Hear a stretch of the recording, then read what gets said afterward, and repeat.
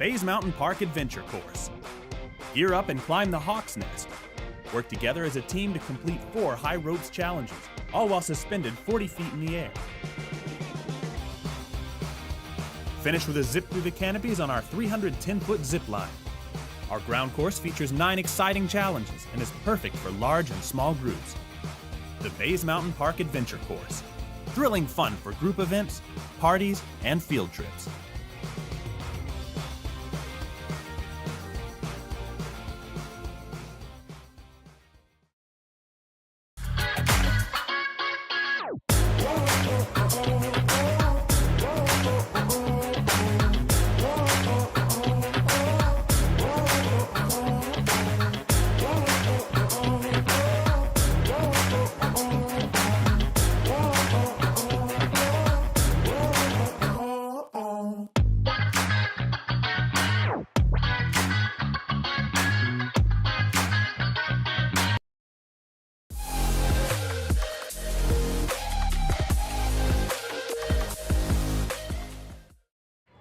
Back in Kingsport, Tennessee, in a one-run game between these two sides.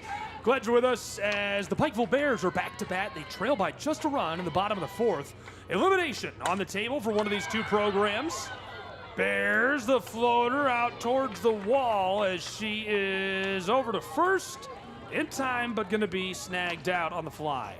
Yeah, Riley Carter narrowly missed that one. That's a big swing. She got it just off the end of the barrel and didn't quite get the good part of the bat on it. If she had, that ball probably sails over the fence and center. Venus lets it go by. One away on the side. Bottom of the 4th as the Bears are looking to deadlock us again, potentially even get out ahead of these Johnson Royals. Big cut for the strike. Yeah, big swing there by Manus, and a miss. 1 ball and 1 strike from Lindy Weber, who gave up those 2 runs, but has only given up 2 hits. So it's not like she's being just hit all over the yard by the Bears so far in this game.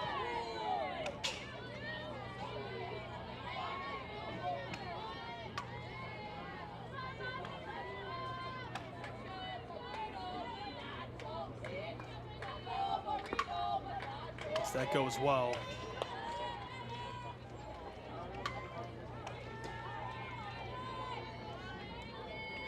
Yeah, 2-2 to Manus now, having to battle. Sails on by as the count continues to rise. Claudia Manus and Lindy Weber were full. 1 away in the bottom of the 4th. Manus puts it right through into play. The Ropers, it's a race over to first, and she's not in time. Cut down to retire a second on the side. Yeah, 2 away quickly here for Pikeville in the bottom of the 4th inning. As the offenses have calmed a bit, as the last 3, well, 2.5 half innings now, I guess 2 2/3 half innings have not resulted in any runs.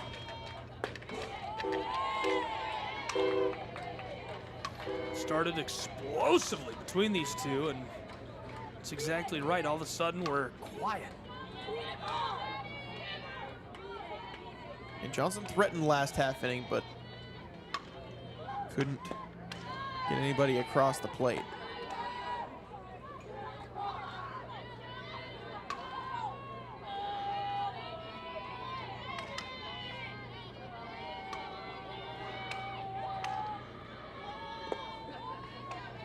Bears, Maddie Horn gonna step off. She's 1 for 1 in today's game, and the count in her favor by just a hair as it's 2-1.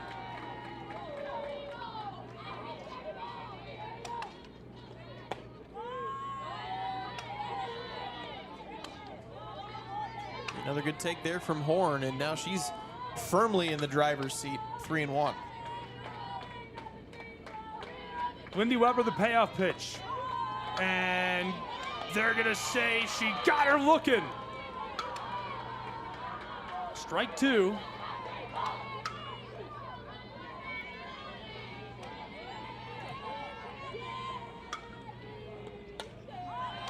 Fouled off to stay alive.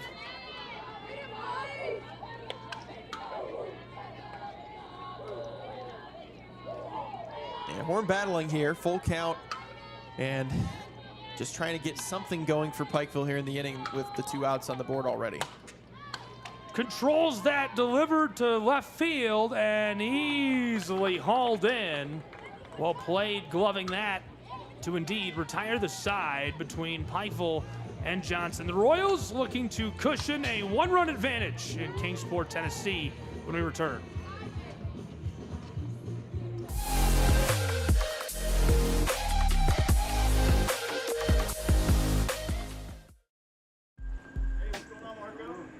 We didn't come to fix Marco's brakes because it was convenient or fast.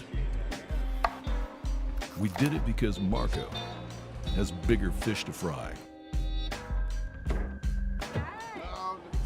and a lot of hungry people to feed. Kraus Family Ford. Passion drives purpose.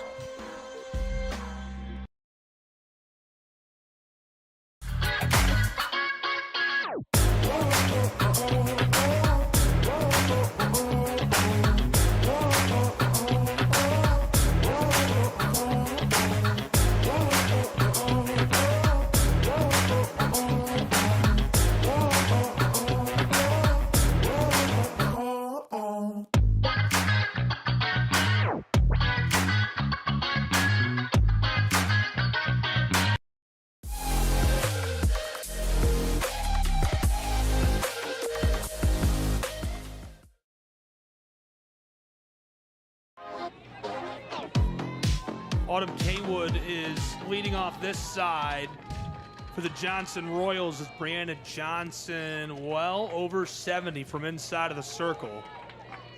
Top side of the 5th. Delivered that. A lot of heat on it, and that evens the count at 1.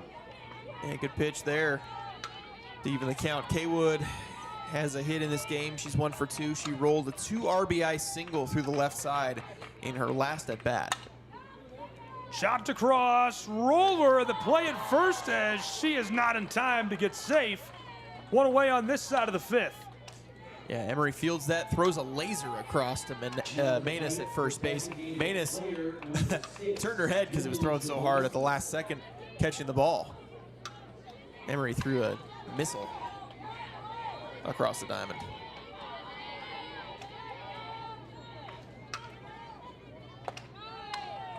Lifted that. Ball 1. Dylan Jablonski 1 for 2 in this outing. Yeah, had a leadoff single in one of her 2 at-bats. Little line drive out into left field.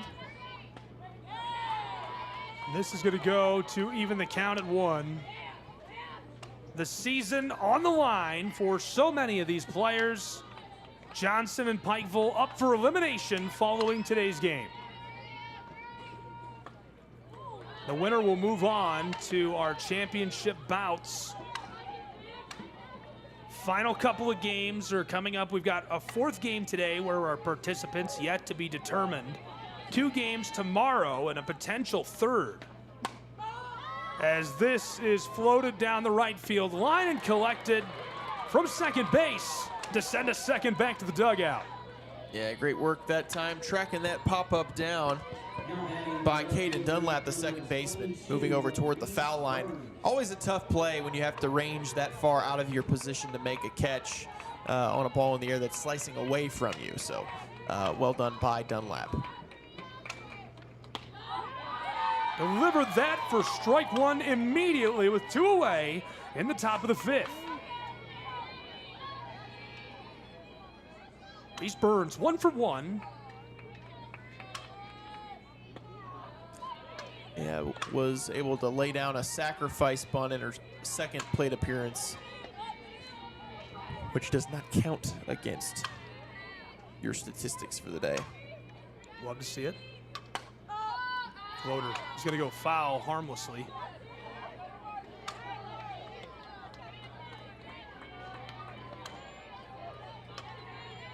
This is probably one of the best innings we've seen from Brianna Johnson in this game. Gets 2 quick outs to start the inning, now jumps ahead 1 and 2 against Burns. rolled across. Going to be a play at first, well in time for Pikeville, and that retires the side for the Bears. And they are looking to keep rolling, trailing by just a run.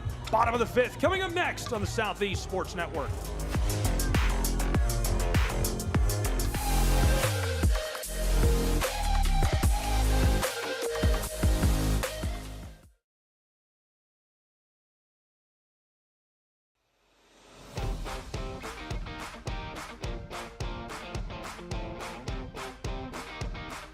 The Bays Mountain Park Adventure Course. Gear up and climb the Hawk's Nest. Work together as a team to complete 4 high ropes challenges, all while suspended 40 feet in the air. Finish with a zip through the canopies on our 310-foot zip line. Our ground course features 9 exciting challenges and is perfect for large and small groups. The Bays Mountain Park Adventure Course. Thrilling fun for group events, parties, and field trips.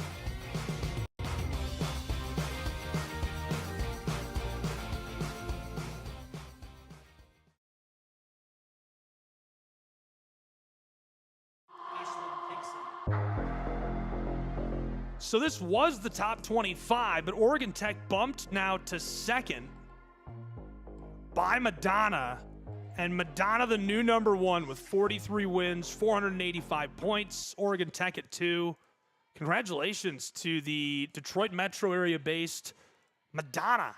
Michigan. Crusaders. That's right. The Crusaders play-by-play man, Ryan Cuddy, was a student and worked for me at Adrian College in undergrad. Wow. Went on to Syracuse and returned and is calling games for my other alma mater, Spring Arbor, another NAI ball club, who's done very well of late, by the way, on both sides. And he's doing both their games and Madonna, the Crusaders, so keeping him busy. Quick strikeout here to start the bottom of the fifth by Lindy Weber as Ashlyn Dixon. 3 straight pitches, and she is sent back to the dugout. Now it's up to Addison Johnson to keep things going. Johnson, left side, controlled to send her back to the dugout immediately. 2 down in the bottom of the fifth for the Royals of Johnson University. A dream start for Weber and her Royals, who are looking to get back to bat and maybe add an insurance run or 2 in the late stages of this elimination game. They're the number 1 seed and somehow have fallen to the bottom side of the bracket, and to see them in the loser's side and up for potential elimination is wild with how good they've been. Yeah, and you know, that's tournament softball can make that type of thing happen. I mean, we've seen it here at the softball tournament and in the baseball tournament over in Hunter Wright. A floater is going to retire the side for the Royals, who flip that as quickly as possible and send us to the top of the 6th between Pikeville and Johnson University on SCSN.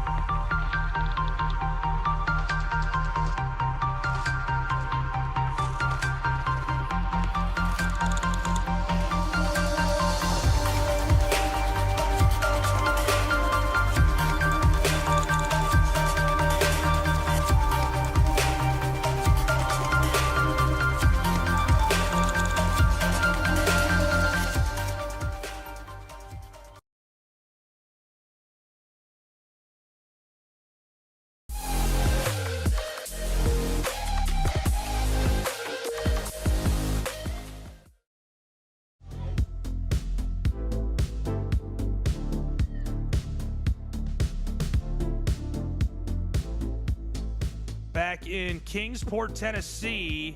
What a beautiful setting for a softball tournament. We always enjoy playing here.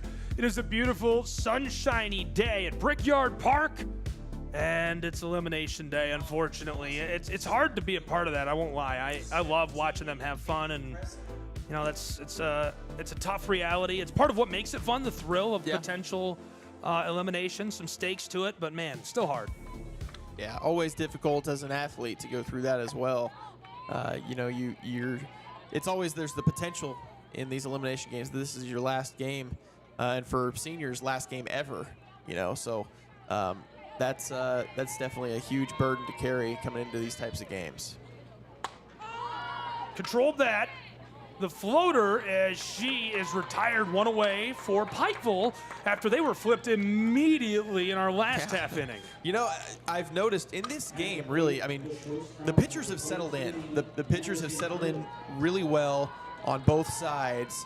After the early first 3 innings, when things were kind of crazy and base runners were everywhere, since then, really, both sides have struggled to put at-bats together in succession, and right now Pikeville just trailing by 1, so they're the team that's on the short end of the stick, unfortunately. Katie Presley lets it go as her count, the 0-1 becomes 0-2. 1 away in the top of the 6th.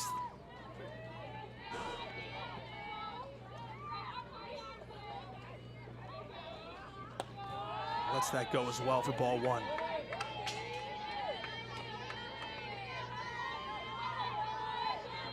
I'm sorry, that's not Presley. That's who flew out. This is Madison Hood at bat.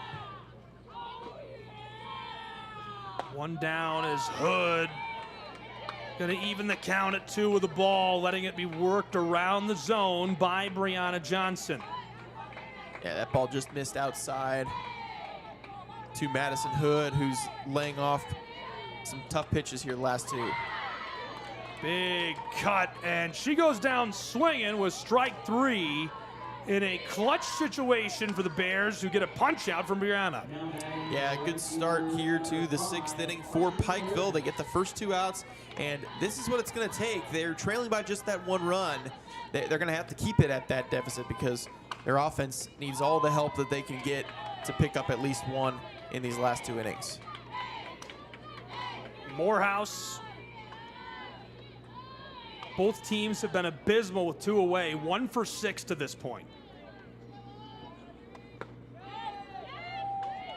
Audrey Morehouse. She's got a pair of hits in this one. The 2-0 coming from Johnson. Delivered that on the edge of the zone, and it just cuts through. That'll be strike 1. Yeah, that's the pitch right there. Keep it away from Morehouse. She's used the right side of the infield in this game to her advantage. Strike 2, the count even with 2 away in the top of the 6th. Yeah, it's not often necessarily that you see is that the slap hitters hit the ball to the right side. It happens every once in a while, but that's what Morehouse has been able to do so far in this game. Johnson has looked really nice in this game. 31 balls, 60 strikes delivered through 90 pitches. This is her 28th batter faced as we've rolled through this lineup a couple of times. Chopped across, over to first and in time to retire the side for the Pikeville Bears, who trail by just 1 and are looking to do the improbable, eliminate Johnson for the 2026 Appalachian Athletic Conference Softball Tournament.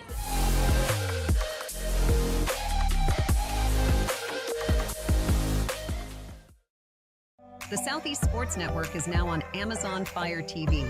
Now you can download the SESN app and watch on any Amazon-enabled device, such as your Fire Stick.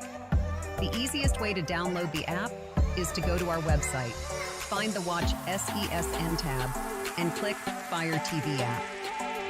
Then just select your device from the list. That's it. Free and easy. Enjoy watching the Southeast Sports Network on your Fire TV, Fire Stick, or Fire Tablet with just a few clicks.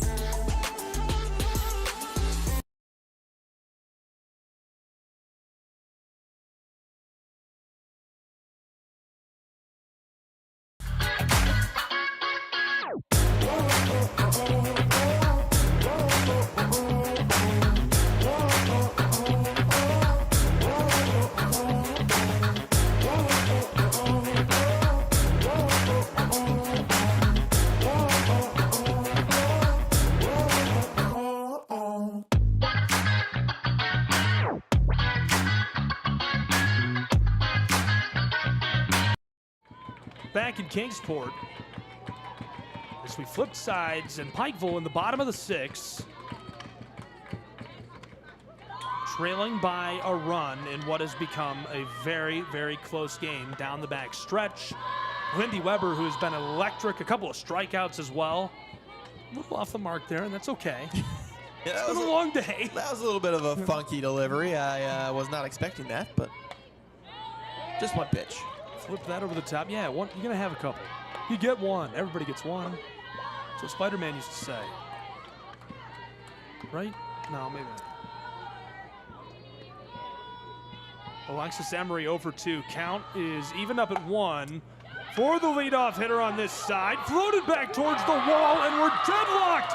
Alexis Emery, dial up Pikeville, Kentucky on the cell phone.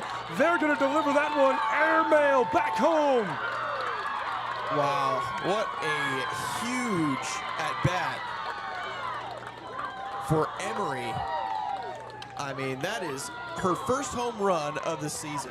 Comes in this game, an elimination game, trailing by 1 run to tie the score.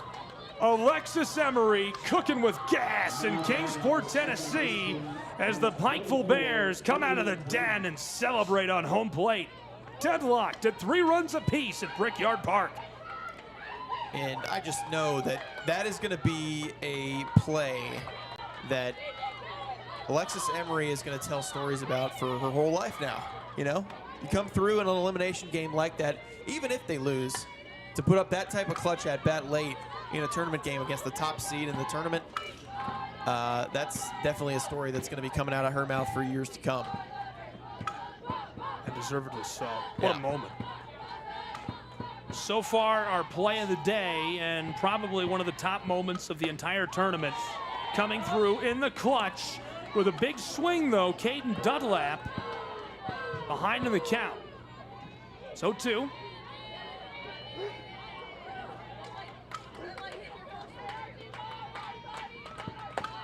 There's Dunlap, goes down swinging as the Royals, Lindy Weber, her 3rd strikeout. Yeah, Dunlap fooled massively on that 0-2 pitch and just had no chance, just kind of flailed and flicked the bat at it, hoping to maybe just foul it away, but she missed for the strikeout. Bringing up Chloe Creech. Creech certainly due for some action on the base path as she's 0 for 2, and there it is, roped across as she makes her way a stand-up single down to first, and look at that, the Pikeville Bears are feeling it. Yeah, a couple hits in this inning, that doubles their total game output. They had 2 coming into this inning, and they got 2 more now. That's a wild stat. Doubling your output in 1/2 inning late in the tournament. In trouble. This likely to send her back to the dugout, and it does.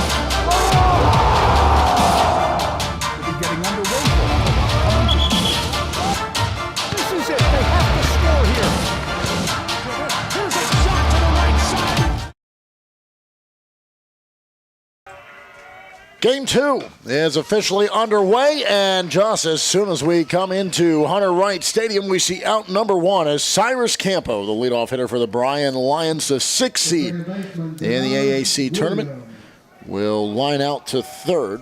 Mark Shelley alongside Lorenzo Robinson, and a interesting game on the docket here as we saw Milligan stay alive in the loser's bracket, defeating Reinhardt just a while ago. And here, it's the Pioneers of SMC. They're the 4th seed in their first year in conference play. As a second straight ball goes to the left-hand side, and that one's going to get down for 2 bases. As Denaj Williams, who normally bats either in the 3 or 4 spot, bumps up to the 2 spot. And the man who started off the 9th inning yesterday against Milligan with a leadoff double to then come around and be the decisive run to knock off the 11th ranked team in the country, he finds himself aboard at second with 1 out. Yeah, the freshman of the year remaining hot for Bryan, getting himself in the scoring position. Bryan Lions trying to keep the good times rolling here in Kingsport, Tennessee. Campos and Williams, now Caleb Ramsey. He's the 3rd batter of the order. And he'll check his swing. And they'll look down, they'll say he went. And it's strike 1. This is Hunter Doyle on the mound for SMC. He's the right-handed pitcher and facing his 3rd batter. Then it's Will Curcio, Morgan Halliday, Jaron Morris, the catcher, drops all the way down to the 6th spot today. Cade Cook, Jack Reynolds, and Caleb McCarty are the remainder of the 9 in order. Backside of the battery for Doyle is Dario Estradillo. He's behind home plate down to the first base side. That's Blake Exesian. As that is popped out to left center field. And it's caught for out number 2, and Williams can hold at second.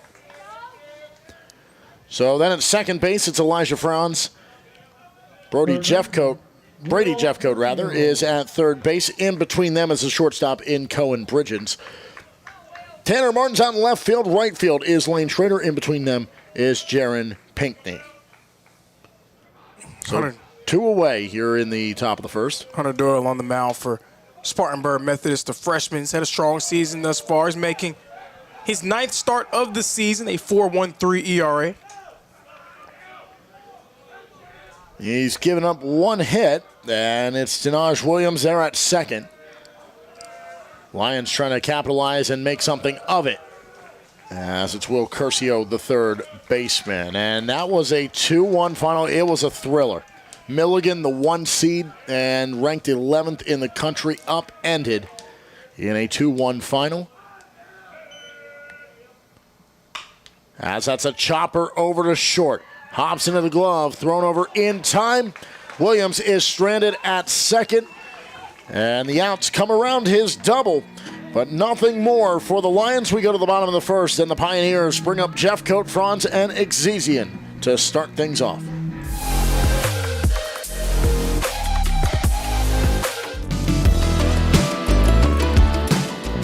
Want to watch your favorite Southeast teams in action? We've got you covered. Stream live games and highlights on YouTube, Twitch, Amazon Fire TV, Stream TV, and more. For all the details, visit our How to Watch page at sesnsports.com. It's your one-stop guide to catching every play, every time, wherever you are. The Southeast Sports Network, bringing the game to you anytime, anywhere.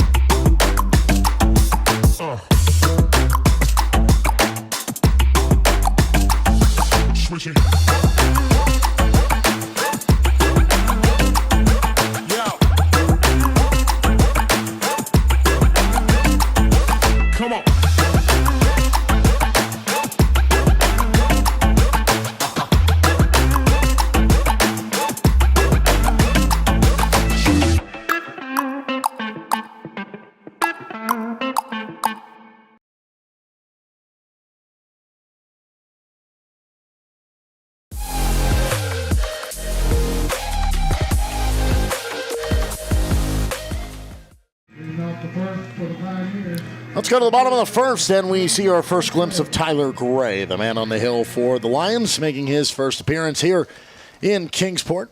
in this the third game for Bryan.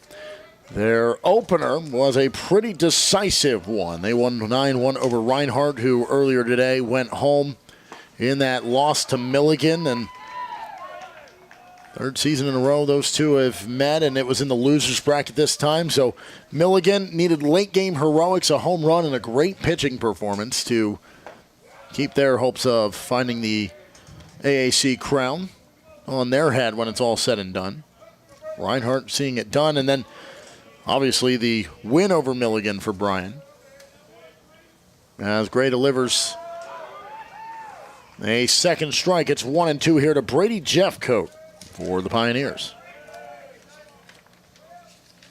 Tyler Gray, the man on the mound for Bryan, native of Loganville, Georgia. 7.62 ERA, normally comes in relief. He's been an arm out of the pen for Bryan this year more often than not. This is just his fourth start of the season, his 11th overall appearance. Brushes his man back as Jeffcoat will peel away from it, and the count will go full for the leadoff man here in the bottom of the first of this scoreless game. Gray, the righty, sets, delivers, misses the mark, and it's a ball four, a free pass walk down to first for Jeffcoat. Leadoff man is aboard here for the Pioneers. Going to him. The second baseman, Elijah Franz will come to the plate, and, well, who didn't have a good day against CIU in their opener in that 9-1 final? Franz grounded into a double play to start the day and then had back-to-back singles, picked up a third one later on, and reached on a walk. On none of those occasions did he come around to score, however. That's a chopper down the first base side, a quick flick off. That'll get the out, but the bunt does its job, and it moves the runner into scoring position. Play the small ball and see if you can win the prize at the end as Jeffcoat stands in scoring position, representing the opening run of the ballgame. Yeah, Spartanburg Methodist really getting things going, showing off their offensive prowess, so to speak. One of the better offensive teams in the conference, and they flexed that muscle in that win against CIU. CIU was the first team eliminated yesterday, losing both games. Truett McConnell had the same result. They just had the benefit of the doubt of playing the later game. So they were the first two teams eliminated. Now Reinhardt has joined them.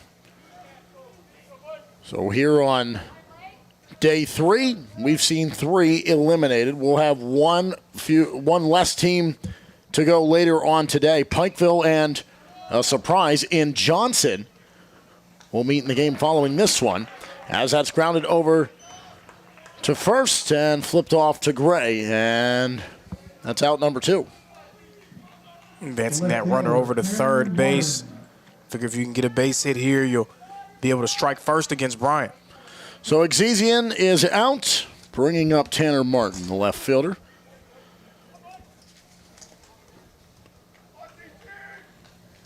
Martin struck out twice, 2 pop-ups, but did have a single and came around to score early on in that ball game. So the benefit for the 1 and 2 seeds is you have the first day of the tournament off. 3 and 4 have to play on that first day. That is 4 seed Spartanburg Methodist and 3 seed Tennessee Wesleyan, who we will see in the last game of the day today. And they will have kind of the early surprise of the tournament in the offensive juggernaut that has been through 2 games Montreat. 21 runs through those 2 games, including a dismantling of Johnson last night. 11-3. The 8th-seeded Cavaliers came away victorious to keep themselves in the win column, so that'll be a fun game later on tonight.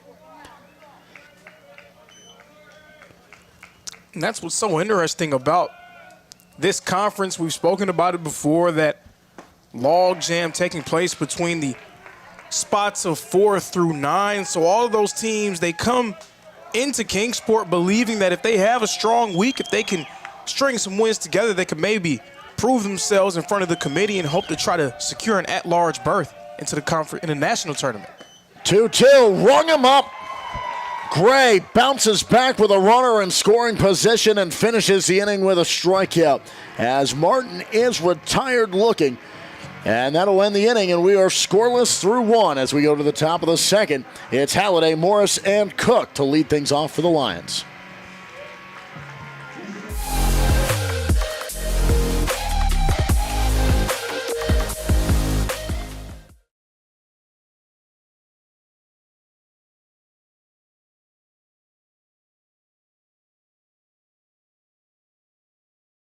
What if you can have it all? A place to call home, a great job, and a safe and welcoming community to raise your family. You can have all that and more in Kingsport, Tennessee. For the past quarter century, Kingsport has been on a mission to reinvent itself as the first professionally planned and privately financed city of the 20th century. Kingsport has earned the nickname the Model City. From award-winning educational initiatives to business incubators to the surrounding natural beauty, Kingsport is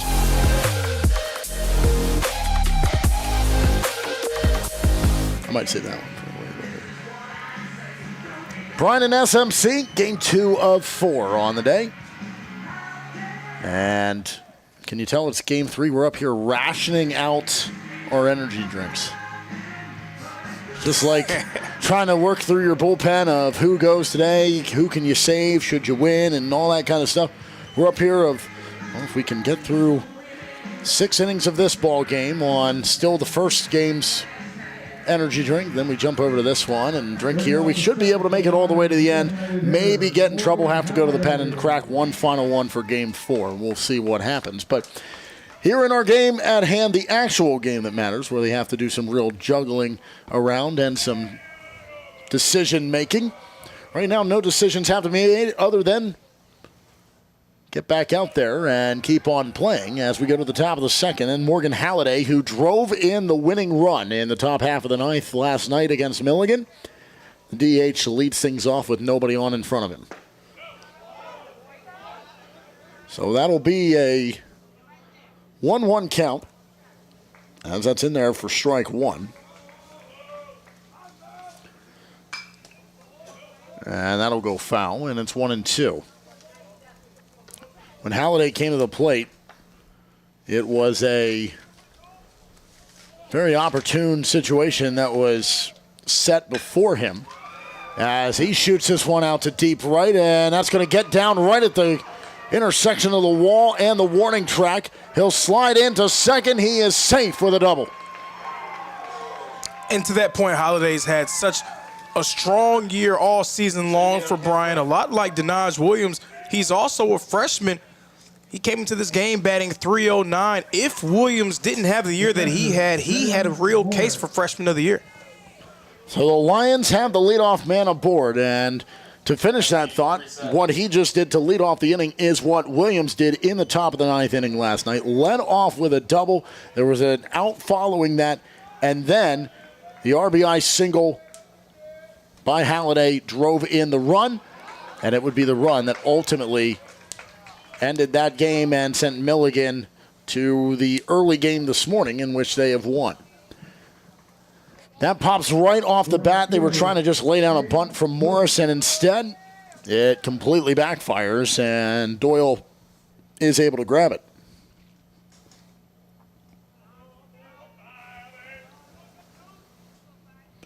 So Cade Cook off the right-hand side. His first time facing Hunter Doyle. Astrodillo, Pinckney, and Schrader will come to the plate to lead things off in the second for SMC in the bottom half of this frame. Up to this point, we're now in day 3 of the baseball tournament, day 4 of the softball tournament. Bryan, they have the distinction of being the only team here in Kingsport, the only school undefeated across both tournaments. Their softball team is undefeated still. They're in the winner's bracket, and they're also in the winner's bracket here in the baseball tournament. And a slight pause here as that ball came off with force on the foul tip by Cook. It catches Astrodillo. And very slowly, just taking his time to put his mask back on, Just trying to catch himself, more of just a jolt, I think, than anything. So now he'll settle back in. And those pesky clouds. Sure, the cameras love that. I don't think it'll be anything. Yeah, I feel bad for the crew. But I don't think it'll be too much. Oh no, we have I'm not a meteorologist though. No rain today. We might be able to make it the entire day without any rain. We had rain on and off. Oh Lord. We finally got through an entire game without any, and that was the nightcap last night. As that's thrown over to first from second, and it's out number 2, but the runner advances. And the job well done as Halliday stands 90 feet from being the first run of the ball game. Well, Hunter Doyle, he's not really thinking about that with 2 outs on the board. He just wants to retire the side here.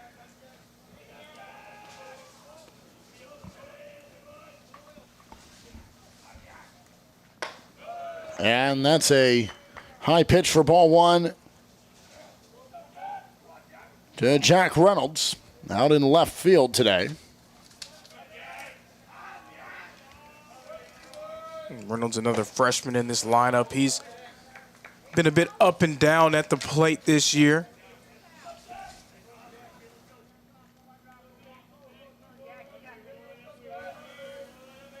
Here's the 1-1 from Doyle. And that's lifted out to center field. It'll stay. And it is caught for out number 3. So the Lions put yet another on board. And through 2, they have left him there. As that'll end the inning. And we go to the bottom of the second. SMC trying to get their offense rolling and break the deadlock here in the early goings of our second game of the day here in Kingsport. I'm going to go to the softball game. Yeah, Reese Burns camps herself underneath it, makes the grab, and it's a good start for the Royals. But this is a dangerous hitter in Alexis Emery. She already left the yard once. Her first home run of the season. In her last at bat, 1 for 3 in today's game. Made a big out on the other side of this inning. Emery.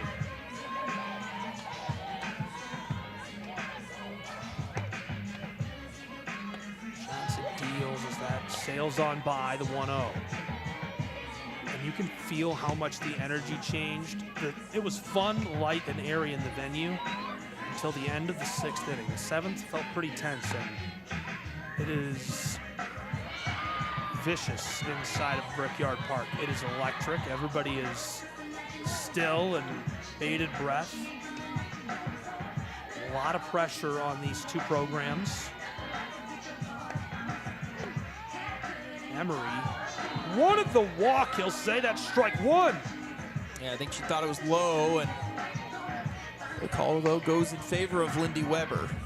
Great salesmanship. Go ahead and start walking. That was a walk.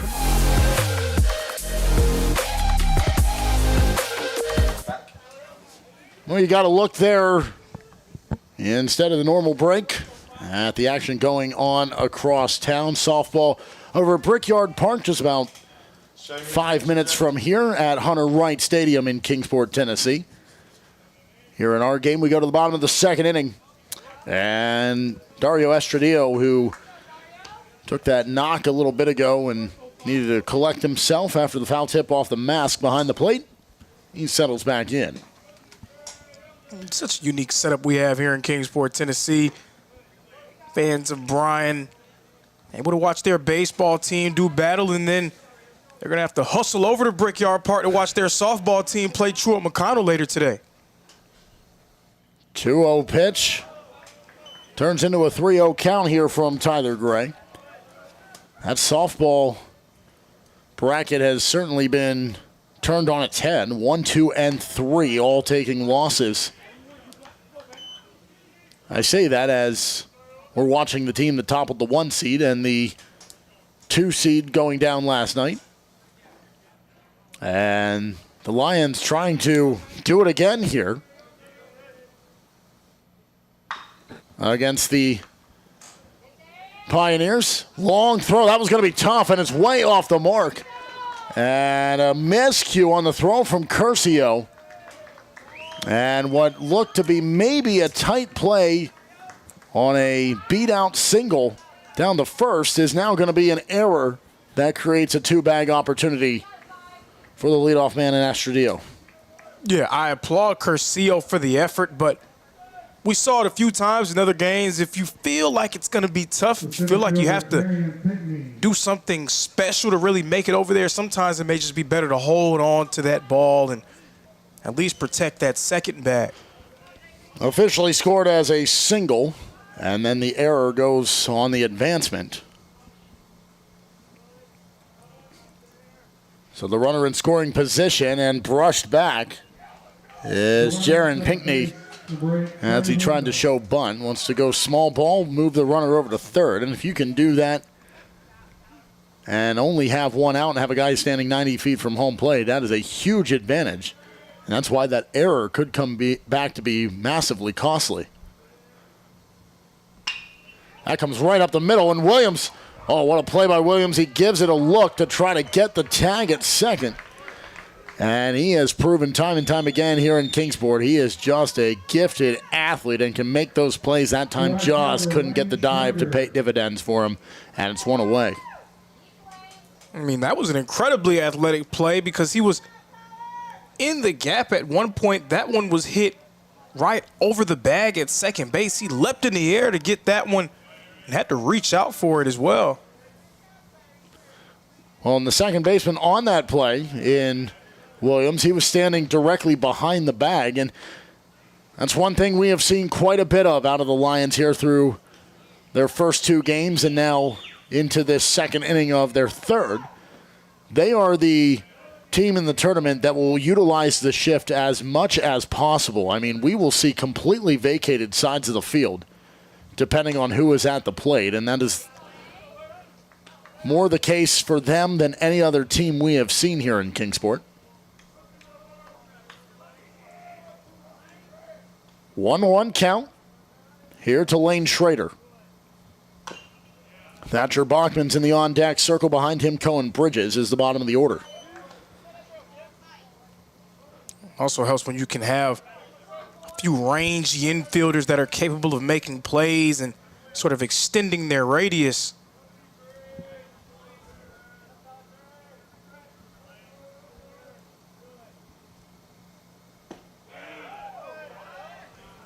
And 2-2 is what the count will move to as that one misses low and away. An out, a man on, and no runs have scored for either side, and now Gray wants to take his time here before settling back in.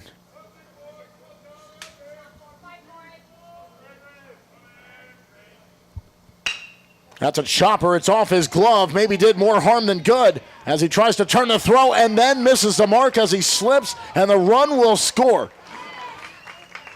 And Tyler Gray, had he let that go through, it would have been a play at second to try to throw over to first and get the out.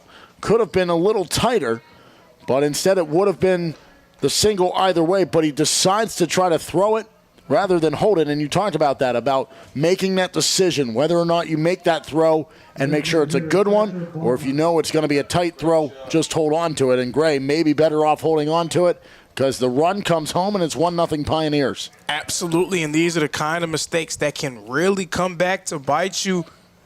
That's twice now, Bryan. Two players who may have been better suited just holding on and protecting that next bag, instead trying to make the hero play. I'm going to double screen because they're in bottom of the 8th for 2 outs, 2 on base. So the run comes home, and rather to beat we'll still be here, but we do have an update coming across the way. We've seen really all game. As Pikeville's hits have mostly come early. Pressure situation from across town. And what is a tight game in the winner's bracket Lindy Weber over there. Has managed this very well for Johnson and is facing the most pressure she's faced all tournament. Johnson and Pikeville, 3-3 bottom 8. Tight ball game here early in ours. That is launched high but foul. 2-2 count. As Schrader stands down at first, and Thatcher Bachman Kingsport, Tennessee. trying to battle. He'll need to stay alive in this at-bat. The righty settles in Gray trying to shake off the mishap from the last at bat. We're back in completely. They've gone to the ninth. So a good game across the way and still no decider, and they're into the 9th inning. But it will be still a few innings shy of what we saw the other night. That CIU Johnson game, that went 12 innings late into the night because of the weather, and it just kept on going. No one wanted to lose that game, but CIU finally did come up short as that's popped foul, and Bachman is retired. Yeah, just so dangerous against this Spartanburg Methodist team. Again, top 5 in hits, top 5 in batting average coming into this game. So effective offensively. They haven't even gotten going yet, so for them to string together a run this early could potentially be dangerous for Bryan. Cohen Bridges, shortstop, will chop over to second, fielded by Williams, throwing the first. That's out number 3, but damage done first by the Pioneers. They pick up the opening run of the ball game, and it's 1-0 as we go to the top of the 3rd.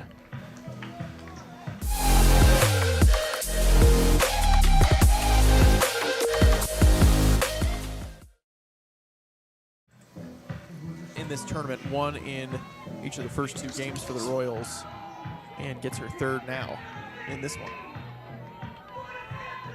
It's the top of the 9th inning in a 3-run-a-game ball piece.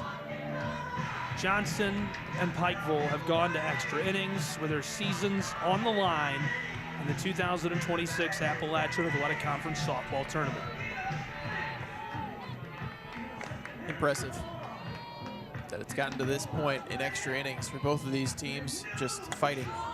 Says a lot about the grit they have as this is floated to center, and the center fielder, an easy play for the Bears to send the first back to the dugout. Good control out of the center. Looks like we're gonna have another pinch hitter in this spot. 0-0 for Johnson. Coming to the batter's box, Leanne Sanders. One away in the top of the 9th for the Bears. Leanne Sanders. Can she provide a spark for the Knoxville side Royals of Johnson? 3 for 19 this season. And the first pitch of it is chopped over to first, and that's not going to help the cause in trying to overturn the deficit as Caleb McCarty is the first to be retired. And now both teams have officially sent their full lineup to the plate, as McCarty was the 9-hole hitter. And so Campos comes around as the second batter of the inning and the top of the order, the shortstop that made solid contact but lined it over to third to start the game. And as fast as Bryan started offensively here in Kingsport with their 9-1 win over Reinhardt, they were slowed down considerably. Even though they beat Milligan, they only scored 2 runs in that game. Now, of course, they were going up against Canyon Guerin, one of the best pitchers, probably the best pitcher in the conference.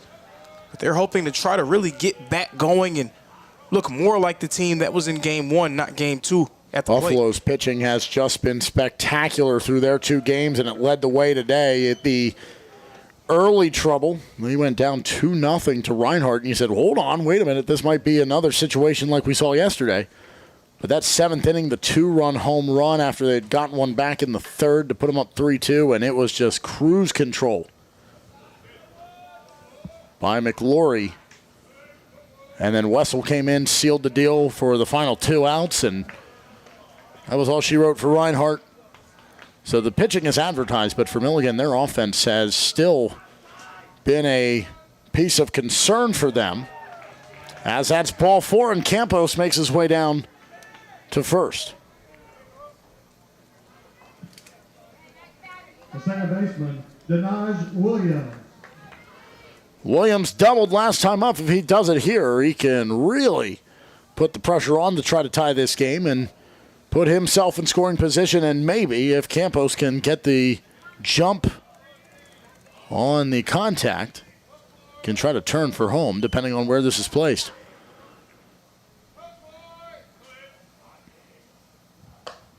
First pitch to Williams. 22 home runs on the season, leads all in the AAC, but all his long balls have been stuck into the yard here so far in Kingsport. Yeah, that's very interesting because of the way that Bryan hit the long ball this year. They ran away with the team lead in home runs in the AAC. They've hit 98 home runs coming into this tournament, 38 more than second place Tennessee Wesleyan. Couple of throws over to keep Campos in check.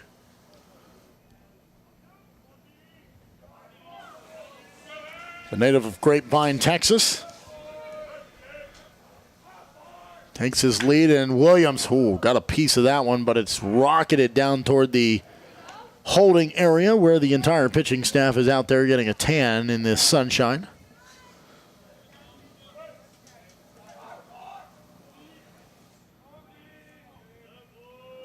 One pitch here from Doyle.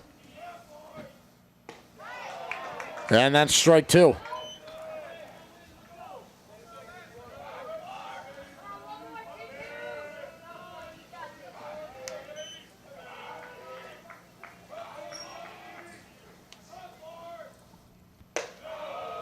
That'll find itself outside the strike zone, 2-2.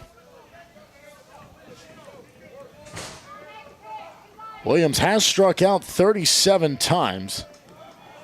That is fourth most on the team. As he chops this one over to first. Oh, nice grab. Can he get back in time? Williams is trying to put the head down and get there, but he can't. On a great play by Exesian to stand up, touch up the bag in time for out number two.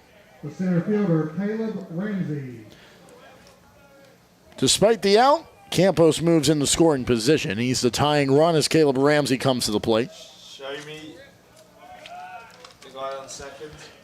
Even though he's made his way to the dugout, a note on Denaj Williams. He's an alum of the Rayburn Gap School up there nestled in the mountains of Northeast Georgia. The Rayburn Gap School, of course, has garnered a lot of attention for being a preeminent boarding school. They've introduced sports to their school very recently, and they've relied on a heavy overseas population when it comes to their sporting teams. And they've had a lot of players make their mark across pretty much all sports over these last few years.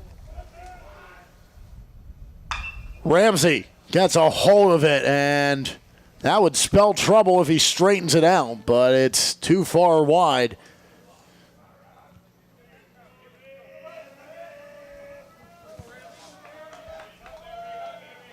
So we'll try it again.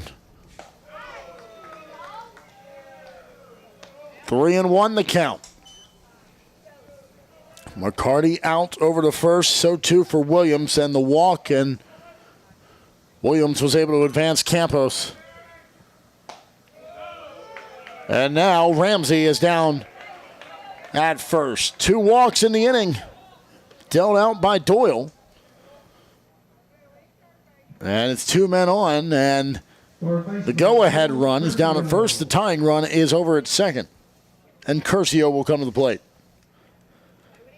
Curcio had a rough outing, and really, despite the win, pretty much everyone had a rough outing yesterday against Guerin in the win over Milligan.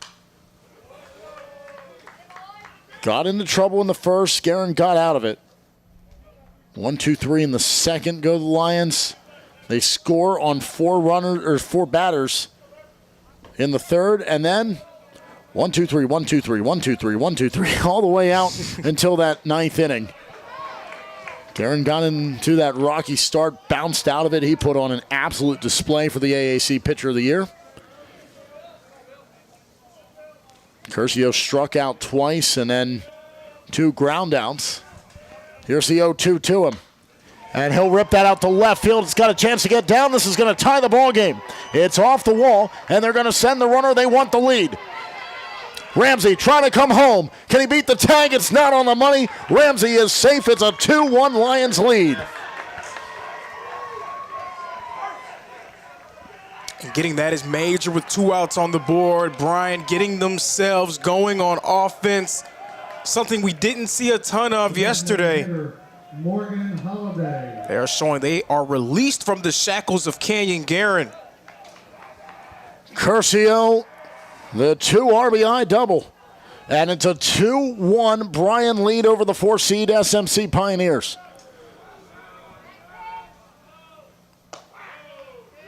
Sixth seed trying to make a deep run here in the tournament. Johnson have just gone ahead, so I'm going to put both on the screen. Prevent them from putting any more insurance on this single run advantage. And that gets skied down that first base side. Does that go by? Exesian's underneath it. That's out number 3, but not before. Certainly not an The 2 runs come across, and the Lions get the offense rolling. They're up 2-1 as we go to the bottom of the 3rd, and the Pioneers a chance to respond. We'll step aside on our side and let you watch what's going on across town. More than just doable. Pikeville, certainly capable of getting it done. I've seen them produce really cleanly so far through this. Low production outing for both programs, but they've produced well in these situations as it's a blooper through and scoring position again for the Royals, who lead by a run with 2 away in the top side of the 9th. Oh, that could be massive for Pikeville. If that error by Emory ends up rearing its ugly head here with an at-bat for Allie Dickerson, who is certainly due 0 for 4 in this game. That is going to be a real heartbreaker if Dickerson comes through with a hit here. A lot of pressure on Johnson, meaning from inside of the circle, not the team. Guess I'm going to have to start calling her Brianna. A lot of pressure from the circle. Roped across. We're moving around the base path, and that will retire the side for Pikeville's Bears. You can feel the momentum, though, has tilted to the dugout of Johnson. Pikeville going to have to find some and dig deep when we return.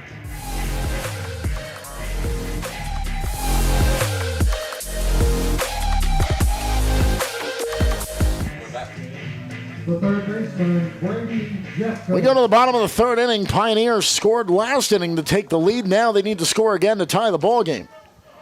As Bryan answers with 2 of their own. The 2 RBI double by Will Curcio will bring about this bottom half of the inning, and a ground out to start things off for the top of the order in Brady Jeffcoat as he grounds out to short. And that's a welcome sight in the field for Bryan, especially how they racked up 2 errors in that last inning that opened the door for Spartanburg Methodist to get something on the board. The big reason why Bryan was able to win yesterday against Milligan was because they were so locked in fielding. They didn't really make a ton of mistakes. So that's into the gap out in the left field. And they go to the left-hand side, and this time Franz is able to break through, and he's got a 1-out single. Yeah, so it's so important for them to remain locked in, but also scoring important, because we've seen this Spartanburg Methodist group already show their penchant for scoring runs in bunches. Tyler Gray, and this is 3rd inning of work. We'll see that skied. It's going to stay in the yard, out to left field. And it should be a catch, and we'll see if the runner can get back. He will. He'll go to first and will not advance. On an easy grab out there by Reynolds. And just like that, 2 outs. Flank the 1-out single by Franz.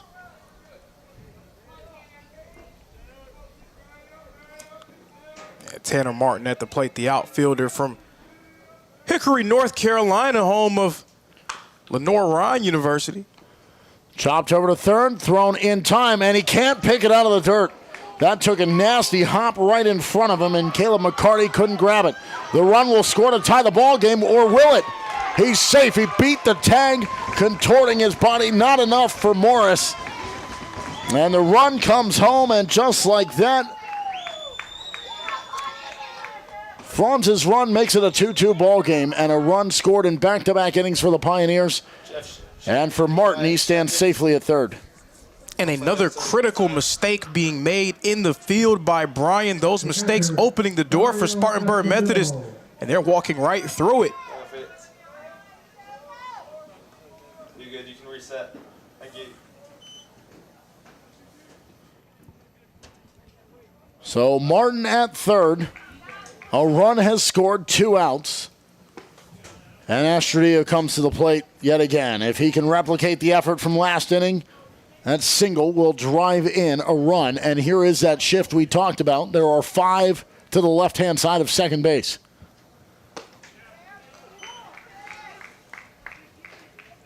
Outfield shaded over as well. And we saw earlier when it was Astrodillo who hit it, that single was out to right field.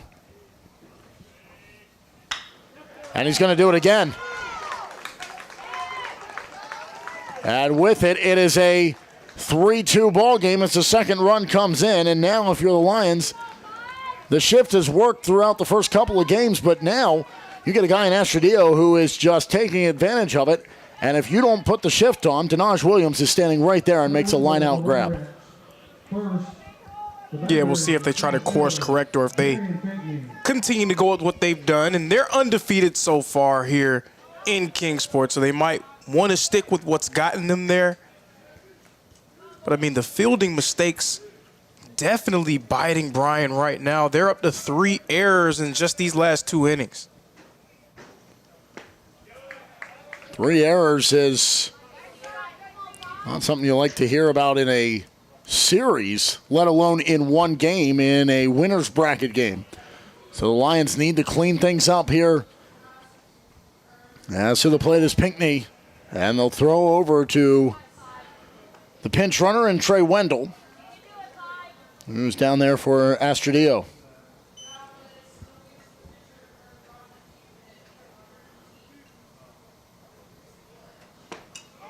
Swing and a miss there by Pinckney, and I think he might have caught the umpire there with the back end of the bat on the mask. You heard a secondary little ping. But everyone's okay. We're ready to rock and roll. 1-2 count in a 3-2 ball game. Runner goes. Chopped over to third. Fielded off the hop. Thrown in time, and this time it's there cleanly. And they're out of the inning, but not before 2 more scored to negate the 2 in the top. The difference, that 1 run back in the second is 3-2 as we go to the top of the 4th.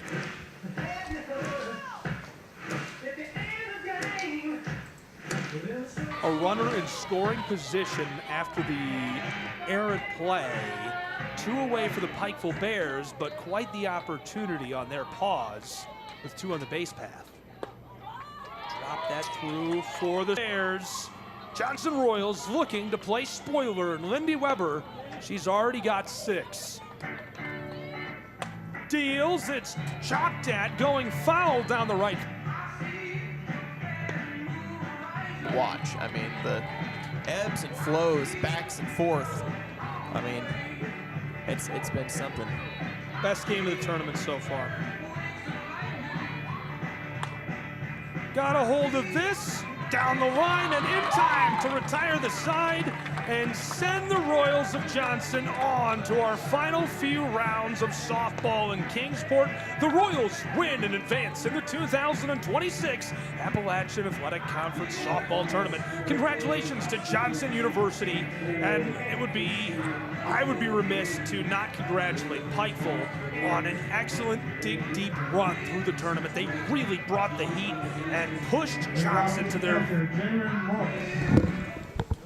So Johnson survives with the win, 4-3 over Pikeville. Across the way, and that game wraps up just in time for us to move to the top of the 4th inning. As Doyle Deals a second pitch to Morris, and Morris puts it down the third base side yet again, and he's quickly behind 0-2. But again, Bryan putting some unnecessary pressure on themselves with those errors in the field. You already have to contend with such a strong offensive unit. That's down the first base side. It is juggled by Exesian, and he stands up, touches the bag. It's out number 1. And like you were saying, we've talked about it, especially in the games where the 1 and the 2 seed went down, about making sure you play clean baseball. And if you don't do that, your chances of pulling the upset go by the wayside, and you give up easy runs to a team that will certainly capitalize on them. And the Pioneers have done that here in this one, albeit it is only the narrowest of margins to their credit. 3-2 here in the top of the 4th. We've seen scoring in each of the last 3 frames. Can it be one more here? Chopper down the third base side. And Cook trying to beat it out. He cannot. And that'll do it for out number 2. Yeah, it's 3-2, but if you're Bryan, your pitcher, Tyler Gray, has given you chances. He's already got a K today. He's already went through the lineup in 43 pitches after 3 innings. 3 runs on the board, 0 earned runs on his total. So that lets you know guys have to try to lock in defensively. Jack Reynolds 0 for 1 on the day. Flying out to center. And with 2 outs and a strike, he'll foul that off. It's 0-2.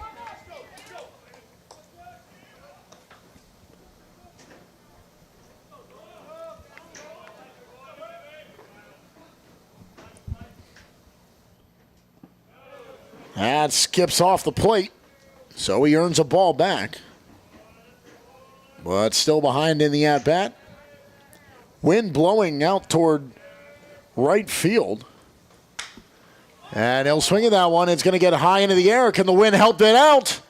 Back to the wall. Gone! And a tie ball game. And right on cue, the big gust of wind, and Reynolds sails it into the heavens, and the wind just helps push it across the wall to tie the ball game.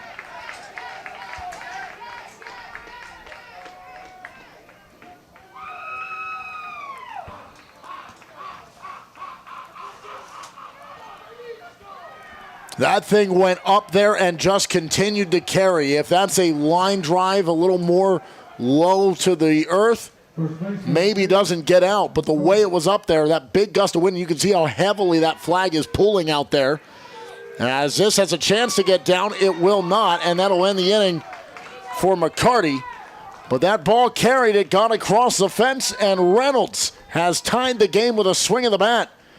Each of the last 4 half frames have seen a run produced. The ones negate each other, and so do the twos. We are level. 3 runs on 4 hits for both teams as we go to the bottom of the 4th, and the Pioneers come back to the plate.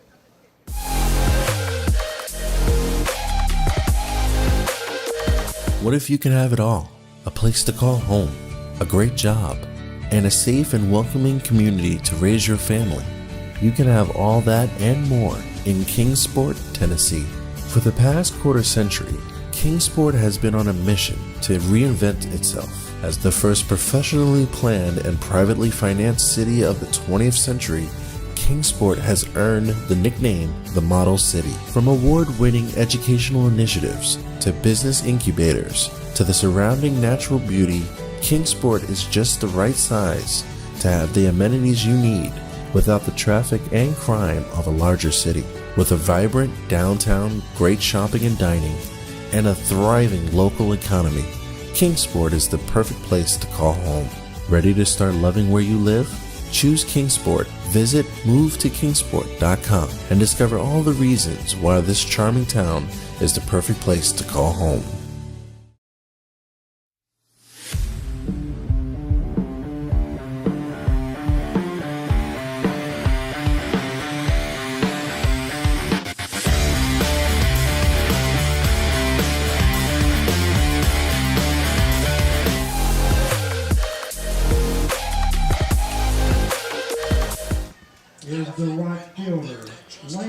Jack Reynolds has made it a 3-3 ball game.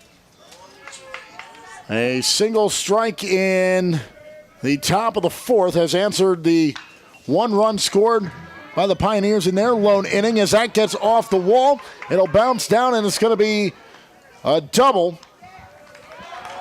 Sliding in to second is the leadoff man in Lane Schrader. And right in business, trying to keep the run of scoring going are the Pioneers. And I think we all looked at the schedule today and said, yeah, that Bryan Spartanburg Methodist game, that was going to be the one. And right now, it has certainly lived up to the billing. So the home run by Reynolds in the fourth cancels out the 1 scored by the Pioneers in the second, and then each team negated each other in the third, scoring 2 runs apop. That's Scott on the first base side. And making the adjustment to make the grab is McCarty. And that'll do it for, or excuse me, that's Brody Genter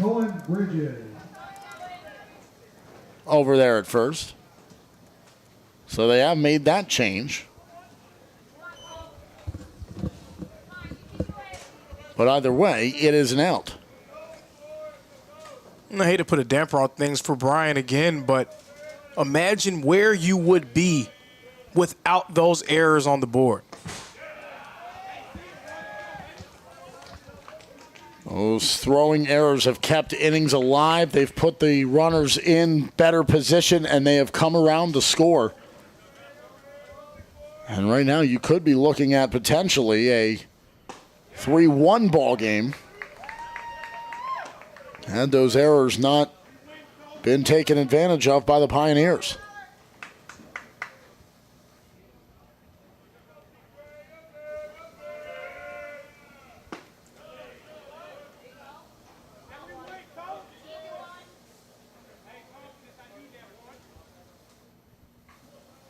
So a 1-2 count here for Cohen Bridges. The bottom of the order.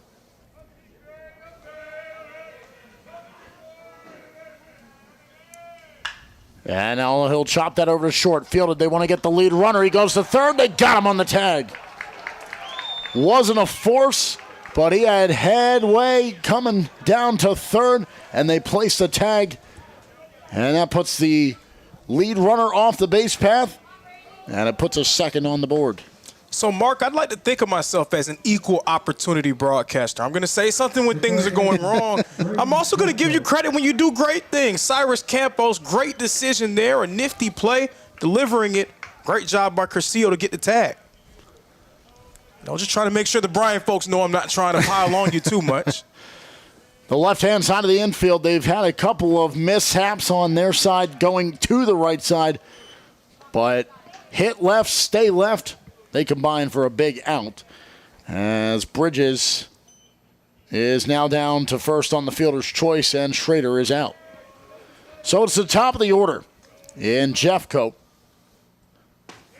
here in the fourth. 2 outs on, and that lead runner trying to get third taken away. So needing to do some strong 2-out hitting. Well, the Pioneers, if they want to keep their trend of scoring and make it 3 consecutive innings with a run and try to recapture the lead.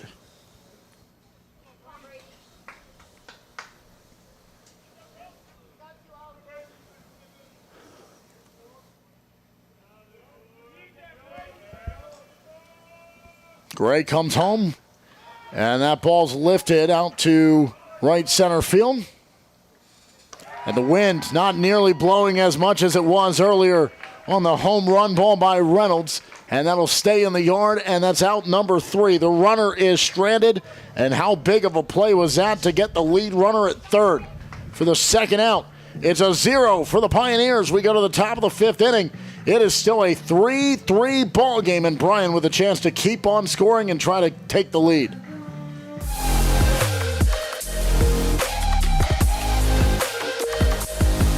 The Southeast Sports Network is now on Amazon Fire TV.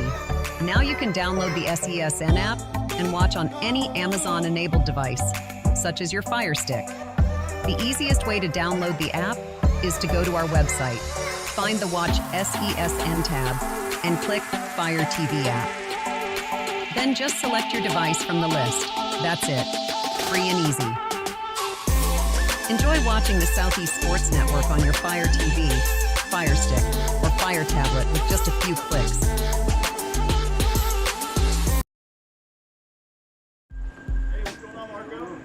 We didn't come to fix Marco's brakes because it was convenient or fast. We did it because Marco has bigger fish to fry and a lot of hungry people to feed. Kraus Family Ford. Passion drives purpose.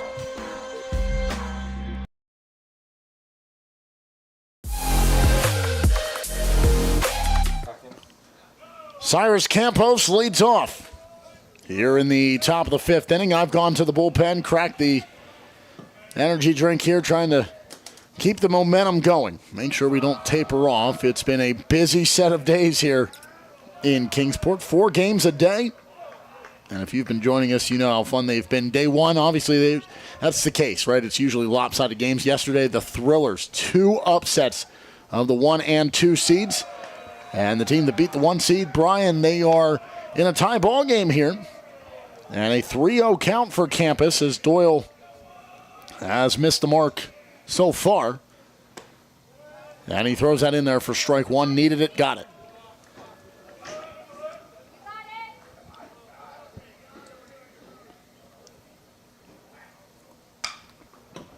That's lifted out to right field. Is going to track toward the warning track and not get the float that Campos would have liked. And it's out number 1. Yeah, I hate to be that baseball fan that's reacting to every bit of contact, but every time you see something go to right field after that great point that you made earlier about the wind carrying them towards that direction. That just came at the perfect time for Round. I mean, the flag was standing straight out toward the hill. That time just kind of wavering. So you got to just time it right and be the guy that's lucky enough to come to the plate right when the wind goes, let's give you some help out toward the trees. Yeah, as soon as you said it, I glanced over there. I was like, oh, it is blowing over there. And I was like, oh, here we go. Well, this one's going to go to the left-hand side into the shallow grass out in left field. And it's caught by the shortstop in Bridges, and it's quickly out number 2. Hunter Doyle's done a nice job of getting himself locked back in after surrendering that solo shot. Bit of trouble in the last 2 innings against this Bryan lineup. He's surrendered 3 runs between the 3rd and the 4th, so he's trying to pull himself back together and retire the side. Now Caleb Ramsey will settle in, walked and came around to score in that 3rd inning, but before that, back in the 1st, he was the 2nd of the 3 outs. After Williams had that 1-out double, put himself in scoring position, they did nothing with it. As he flied out to left. Here's a 1-1 from Doyle, and that's going to skip through, and nobody's on to take advantage of it.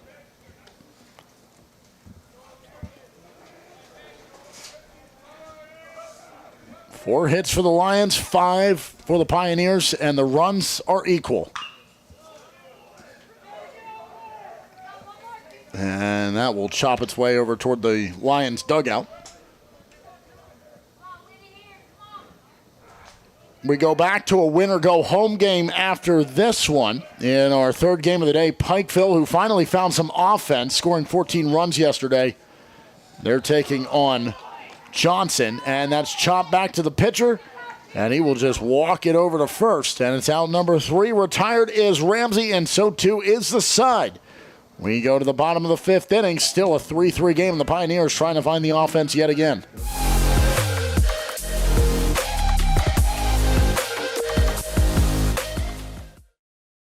Hold on. The previous play is under further review. I'm not sure what he could review, but okay.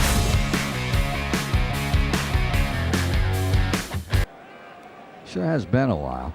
Dine in at Buffalo's Cafe for the football season.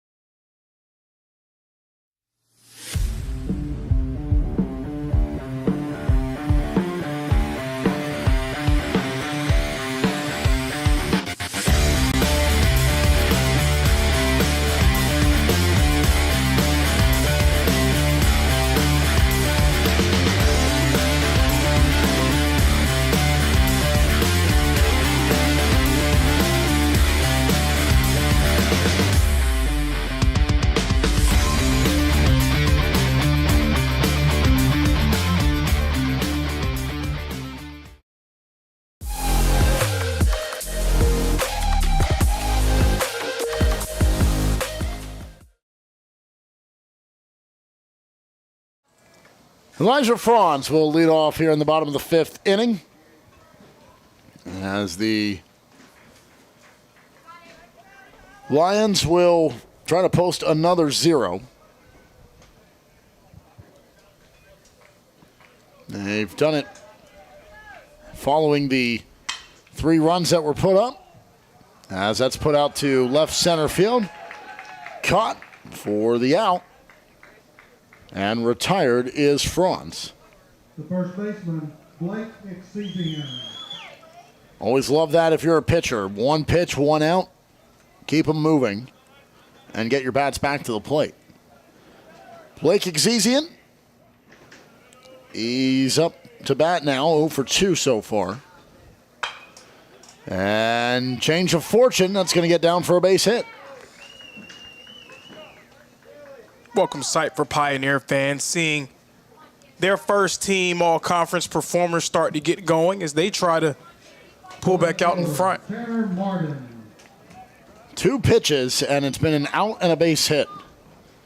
So efficiency for both sides right now. Tanner Martin comes to the plate. Let's see how many pitches he lasts in this at-bat. Well, we're going to need a second, so that's a breath of fresh air. Ball 1. I touched on it earlier, didn't get a chance to speak too much on it, but Tanner Martin, a native of Hickory, North Carolina, home of Lenoir-Rhyne University. I had a chance to visit Lenoir-Rhyne a few weeks ago. A gorgeous campus, Hickory, a nice small town, just about 45 minutes outside of Charlotte. Good baseball up there as well. Hickory Crawdads call that town home. Honestly, don't know who they're affiliated with anymore, if they even do the affiliation. Minor League Baseball really screwed everything up. You had the whole system. It was really easy to figure out who was with who, and now you don't even know if they're actually technically in Minor League Baseball, if they're in the, the draft league, and then now there's more unaffiliated leagues than like the 4 that there were, and it's just a free-for-all now. Why, Rob? Why? That goes to you, Rob Manfred. That goes to you. I feel like we're all asking that question every year. It's a 2-2 count with 1 away and 1 on. Exezian's down at first. Tanner Martin at the plate. Gray still dealing. And that's lifted out to left field. It's going to carry back toward the track, but the adjustment made. The grab is held on to. And Exezian retreats back to first as Martin retreats back to the dugout. With the offense sort of moving back and forth a few innings in a row, it's nice to see the pitchers start to regain control of this one. That's been the story of a lot of these games that we've seen through the week so far. Early success offensively for teams, and then once the pitchers finally settle in, we've had some great cruising performances. Saw that in the earlier game with Milligan. Reinhardt just got into some trouble. They were certainly in that game. It was a great ball game. But they just had to go deep into their bullpen, the injury, and then just trying to find somebody quickly and think, well, maybe the future. We're still in this ball game. What do we do? How can we get somebody just to get us an out here and there? Ultimately used 5 pitchers in that loss, but their season does come to an end. That's chopped over to third. Fielded on the run, thrown over, and picked out of the dirt. And that's out number 3. The runner is stranded. Estradio is retired. And back to the plate come the Lions. Yet another 0 for the Pioneers. That's back-to-backs for them. And we go to the top of the 6th inning. It is still a 3-3 ball game here in a battle of the 6th seed and the 4th seed, Lions and Pioneers.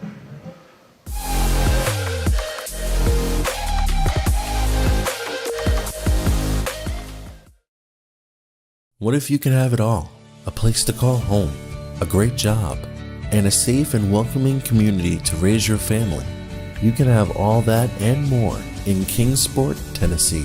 For the past quarter century, Kingsport has been on a mission to reinvent itself. As the first professionally planned and privately financed city of the 20th century, Kingsport has earned the nickname the Model City. From award-winning educational initiatives to business incubators to the surrounding natural beauty, Kingsport is just the right size to have the amenities you need without the traffic and crime of a larger city. With a vibrant downtown, great shopping and dining, and a thriving local economy, Kingsport is the perfect place to call home. Ready to start loving where you live? Choose Kingsport. Visit movetokingsport.com and discover all the reasons why this charming town is the perfect place to call home.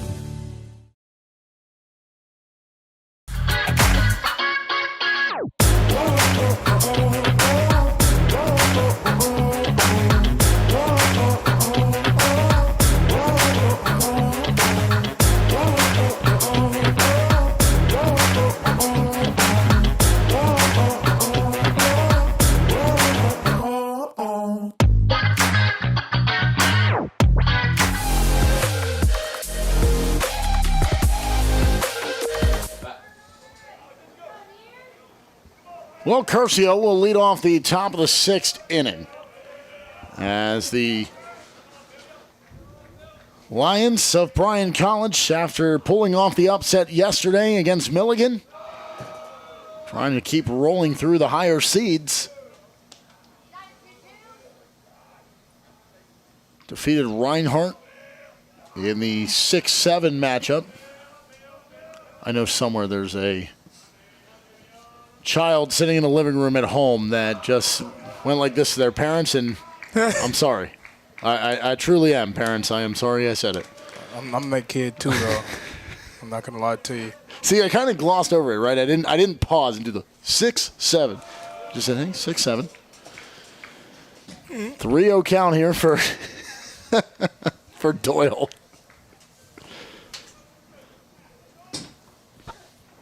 Curcio. He has the 2 RBI double back in the 3rd, and now he has 4 pitches that can't find the mark, and he's down the 1st as Doyle lets him get away. The benefit of these two teams being in the winner's bracket, you probably don't need to have too quick of a hook on your pitchers. You can kind of let them ride it out a little bit, see if they can get themselves out of trouble. And now a pinch runner will come in for Curcio. And from up here, without the official signal, looks like Wes Davis will come in, the freshman out of Nolensville, Tennessee. Number 11, Wes Davis. The batter is a designated hitter, Morgan Halliday. Halliday, the hero last night. He's got a double already today. Trying to replicate that effort and maybe driving a run here. And now it's been 4 consecutive balls from Doyle to start this inning. And Estradillo will come out to talk to his pitcher and just try to calm him down so they can get on the same page.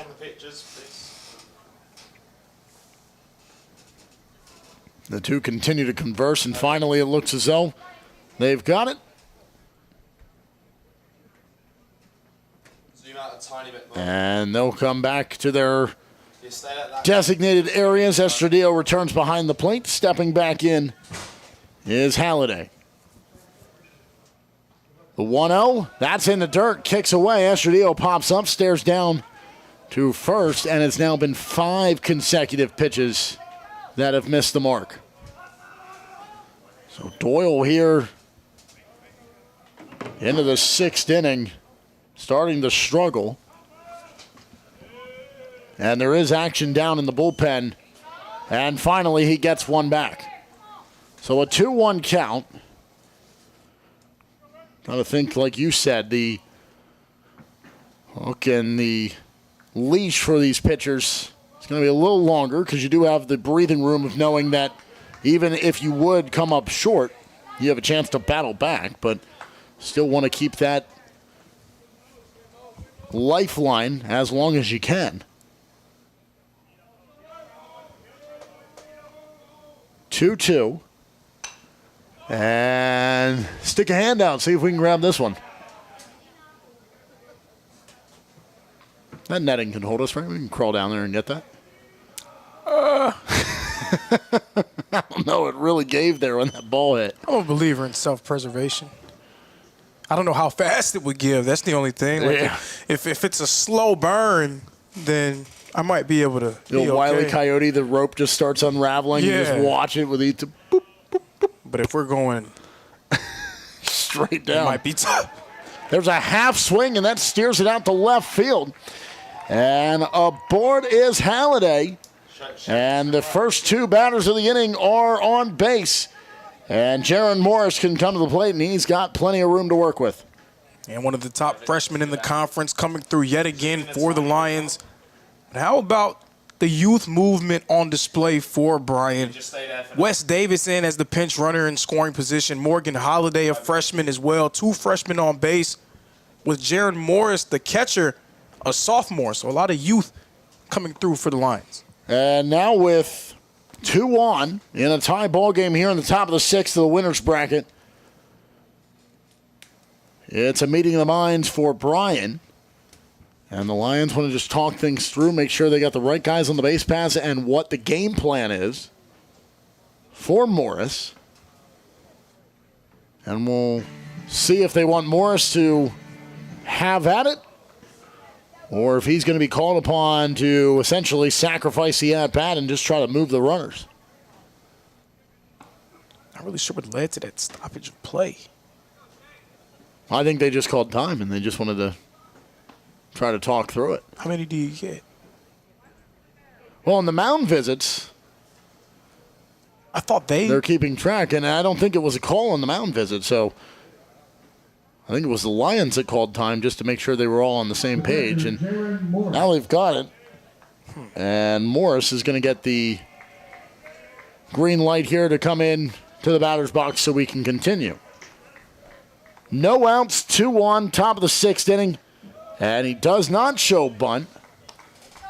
That was the question, whether or not we'd try to see the runners moved around by the Lions. Morris settles in again. He'll swing at that one, hit it into the gap. They're going to wave the first run. No, they will not. They will hold him there. The initial signal was go on home, but the single out to left field puts the bases juiced with no outs here in the top of the 6th. And the Lions, who have had themselves a strong start to the tournament, have a strong start to the 6th inning and trying to break the deadlock and put themselves ahead here at the midway point of the ballgame. And I guess that was the conversation that Morris was having with the 2 men on base as well as his coach. They're probably telling him, hey, lay down the bunt. He's telling them, hey, I don't need it. Gap shot, bases loaded. Cade Cook will come to the plate. He's 0 for 2 on the day. Show me third, please. And take yesterday with a grain of salt for how everybody works out. Nobody had an exceptional day against Canyon Garin and Milligan despite the win, but Cook struck out twice, once looking, and then 2 ground outs to short in that game. Before that, had 2 strikeouts for a ultimate 0 for 4 performance, 0 for 4 in both games. So trying to finally have a successful at-bat is Cook as he faces a 1-2 count.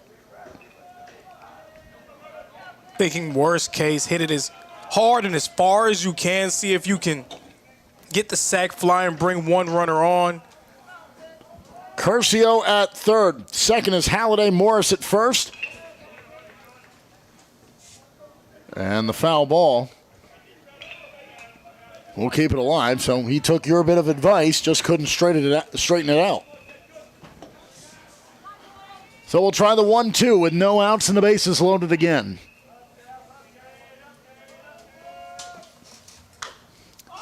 This one is curling foul off the first base side. And that's the best case scenario for Doyle and the Pioneers. 1 out and nobody moves. Yeah, you can't really draw it up any better than that. That one straightened out a little bit, has a little bit more distance. That would have surely scored at least 1 for Bryan. And now Reynolds, who hit that home run last time up. Well, if he could replicate the effort, this ballgame gets blown wide open. But it looks as though the Pioneers, they know all about what he can do if he sees a pitch hanging, and it looks as though it may be the afternoon for Doyle. As they'll come out to the mound. And we'll see if that is the case. They haven't given a signal yet, but now they will. Turn to the bullpen, and a change. Hunter Doyle won't get a chance at redemption against Jack Reynolds. Someone else will. We'll find out who it is when we come back.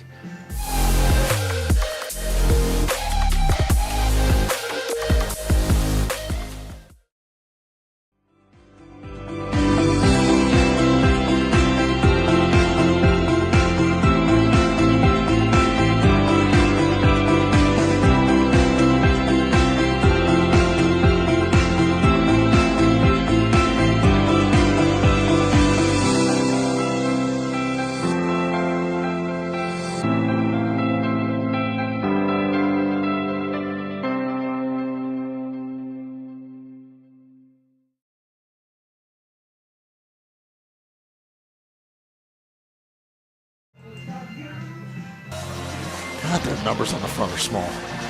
Horribly made uniform. Is that 42? Like 48.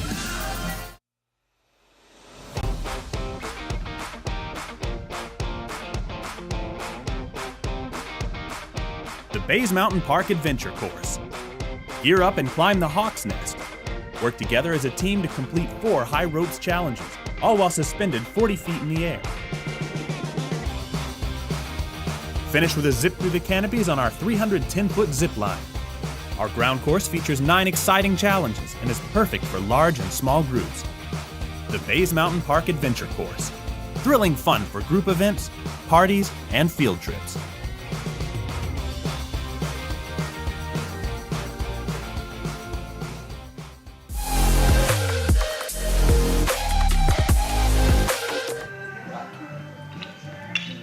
Nicky White is the new pitcher, and he's the one that will take on Jack Reynolds.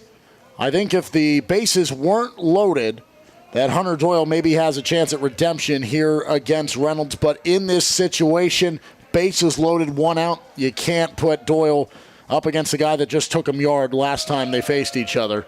So in comes White, and he'll deliver a first pitch ball. Nicky White has been someone that's been entrusted out of the pen on multiple occasions. He's usually been used in later innings. He has 4 saves on the season across 28 innings. Also sporting a 3.81 ERA. It's pretty good in spite of wearing a pretty blasphemous number. That was our debate in the booth. We've seen a couple of players for these teams we've seen wearing 42, and you know, in Major League Baseball, it's a retirement. Now, it isn't universally retired across baseball, but it's a different, right? Even in college hockey, through all hockey ranks, no one wears the 99 of Wayne Gretzky. Well, that one could have been the one that got up here finally. That was close if that doesn't catch the thing. No one wears the 99, but throughout baseball, you'll still see even little leaguers wearing 42. And they only wear 42 one time a year up in the major leagues. I think basketball should retire 23, but neither here nor there. And not for Michael Jordan either.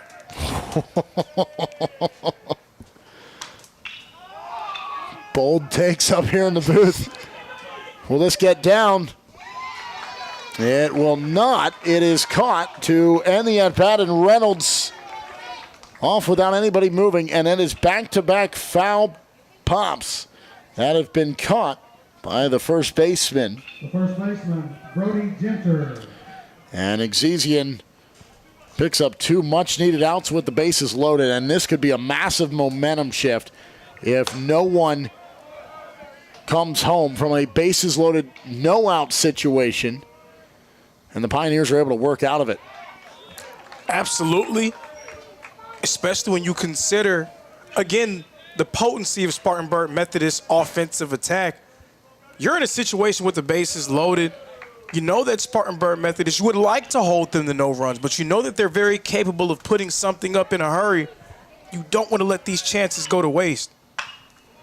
He'll line that out to center. 1 run will score the wave in the second. Here comes the throw home. It's going to be cut off in the middle of the field, and it's a 2-run single by Gentry. Or excuse me, Genter, rather. Brody Genter. And it is a 2-run ball game again. It is 5-3 as the Lions have the lead. It's so critical for the Lions. You're not really in a position, again, to be able to waste these type of chances. Now you put the pressure on Spartanburg Methodist to make something happen. The tenor of those at-bats change when they're trailing as opposed to if it's a tied ball game. So Genter has a man in front of him and 2 men off the base pass with the 2 RBI on his single. Morris is down at third. Just stay there for a second. So Nicky White entering the game, gets those 2 quick outs, but it just takes 1 to score 2. And that is exactly what happened. And back to their scoring. The second time they've put a pair of runs on the board in an inning. Did so back in the third. Both teams did in the third. As that's found back to the left-hand side.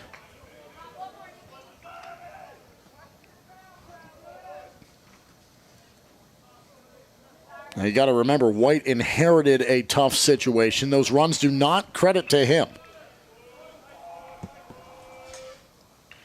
But he will feel a bit of weight of responsibility for them coming in, even if they don't show up on his stat line.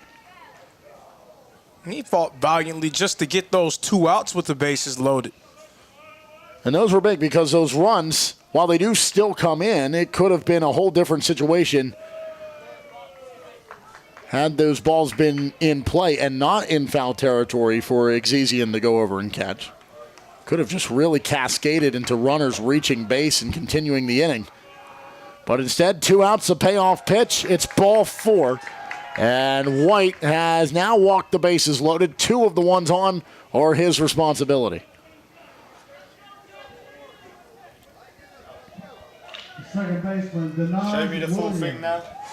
Denaj Williams comes to the plate. Reset back out to And you know he's salivating at the opportunity here with the bases loaded. The home run leader in the conference with 22 during the regular season.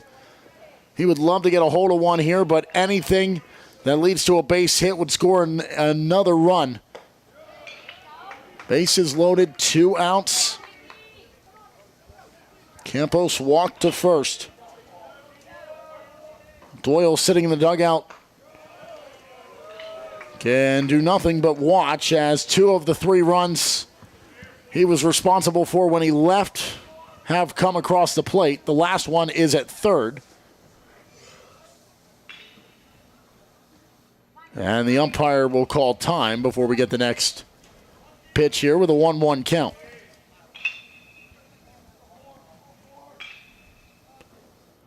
Morris trailed by Genter.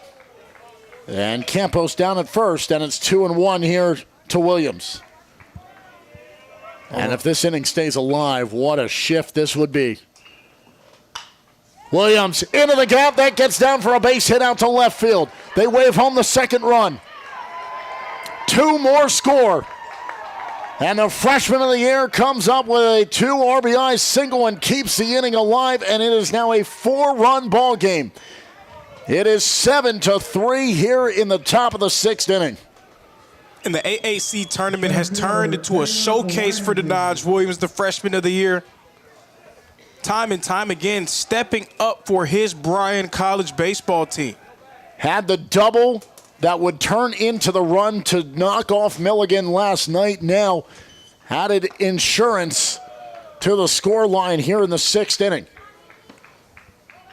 Are the Lions, the Giant Slayers, just trying to run through the top-seeded teams and make a run at the title?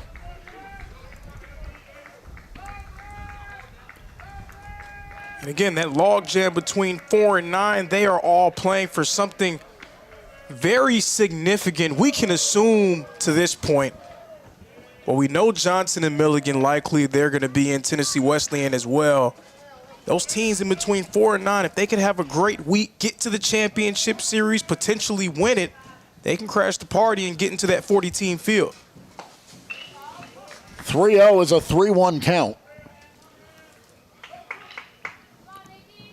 With 2 outs, 2 on. Caleb Ramsey sees ball 4, and Nicky White looks up and sees the bases loaded yet again.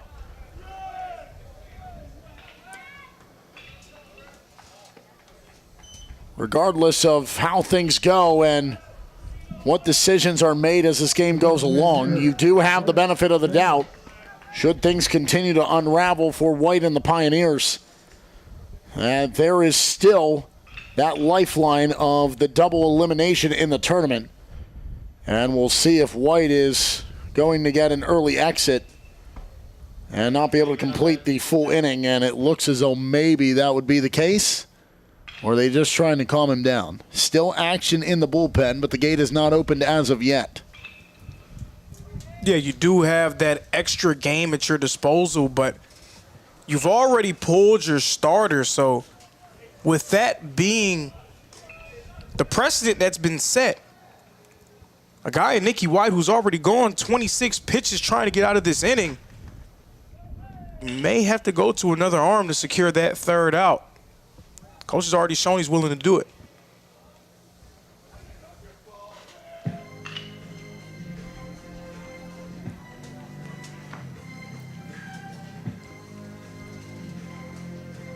And maybe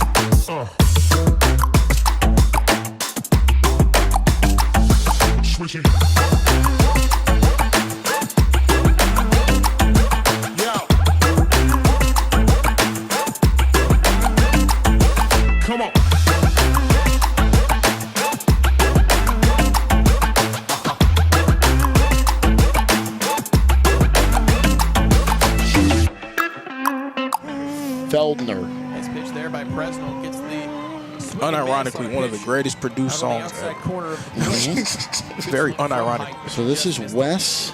What is it? Wes Davis. But Curcio can still come back in. Can he? Yes, because towards the wall on the right side. I think if I understand the rule, because it's the same inning and he came in as a pinch runner, so he's in the inning. You know, you can't plug and play him. I've never seen that before. I've never seen the pinch runner come back around. So I would assume that he can come back in, right? On a pitch that's you know what I mean? Like unless he at bat says that he can't. Once he bats. Pretty good authority to the opposite field. You know what I mean? But I don't know why that would be the case. We'll find out. That rule I don't know. I've never seen this before. So Wes Davis is going. Where are we at here? We're in. Reinhardt is very fun to watch work on the base. Let's go for it. Always be a threat.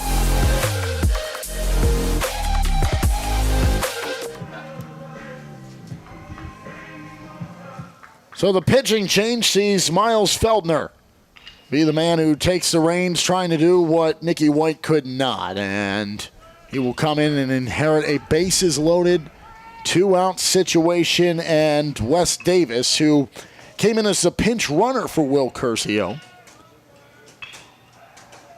And so here in this same inning, he has to come to the plate. And the first pitch will miss for a low ball 1 for Feldner. Coach turning to Feldner in a situation that he may not be too used to. He hasn't really been used a ton out of that bullpen. This is just his 4th appearance. He's only appeared in 4 innings up to this point. Well, he delivers a second pitch strike. That levels the count at 1-1. Davis in the spot of Curcio, who he was the pinch runner for, represents the 10th at-bat of the inning. Curcio led off with a walk. Davis gives it a ride out to center, and it's not going to be enough. Bases remain loaded, but 4 runs come across prior to the final out. Bases loaded, paid dividends until the final fly out by Davis. It is a 4-run ball game, 7-3, a top half of the 6th. That was successful for the Lions. We go to the bottom half. SMC a chance to respond after being on defense for quite some time.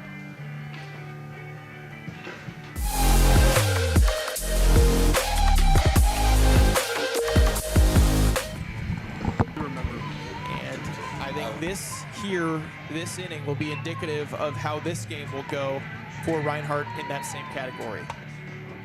Rolled across, and it's going to be collected to retire the side. Milligan's Buffs doing work and leaving 2 in scoring position for the Reinhardt Eagles. We'll see what Milligan can do. It's their chance to go back to bat and back to work in just a moment in Kingsport, Tennessee.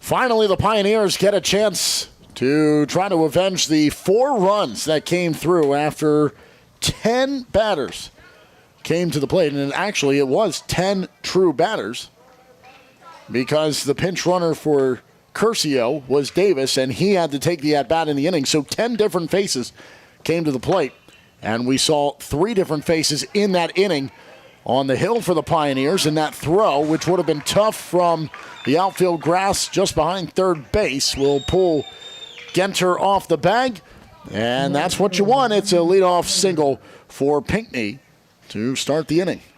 That was a nice attempt by Cyrus Campos, and again, if you're going to make the throw, sometimes it may be better to hold on to it, but if you're going to make the throw, I'd rather you get the first baseman to come up to it instead of throwing something too hard and errant. That's hit over to third, slung to second. Can they complete the double play? They do! What a perfect connection of throws. A 5-4-3 double play. And they take the runner off the base path, and they get the out at first. And it's 2 outs here in a response inning for SMC that they have been quickly thwarted in. And now it's the third batter of the inning in Thatcher Bachman. Heads up play by Wes Davis, who's now checked in full time at third base, to make something like that happen, to try to turn to. But then how about Denaj Williams throwing that on a rope over to first? A swing and a miss by Bachman as Schrader is retired in the 5-4-3 that he hits into. Pinckney off the base path looked to be a ideal start. You get the leadoff man aboard with the single, and then they have to go the full distance. I mean, that throw came from third base, cycled around, and you saw the quick grab and throw. The bullet from Williams gets over to Genter, and that puts the 2 outs on the board. Now it's 2-2 here at home plate for Bachman. And if you're Tyler Gray and you can get out of this inning 1-2-3 and bring your bats back to the plate, how impressive would that be, and how energizing would that be for the Lions, already up 4 here beyond the midway point of the ballgame? It would just be monumental. It would be solidifying this momentum swing that you have, especially with the way that things started for you. Got him swinging. Gray fired up, and the offense firing on all cylinders. The Lions have all the momentum, trying to steamroll in to the next round with a win. SMC empty-handed in the 6th, top of the 7th. Lions trying to roar the offense back into scoring. It was fouled off by Frazier at the very least. If that's missed, then Johnson over at third is hung out to dry.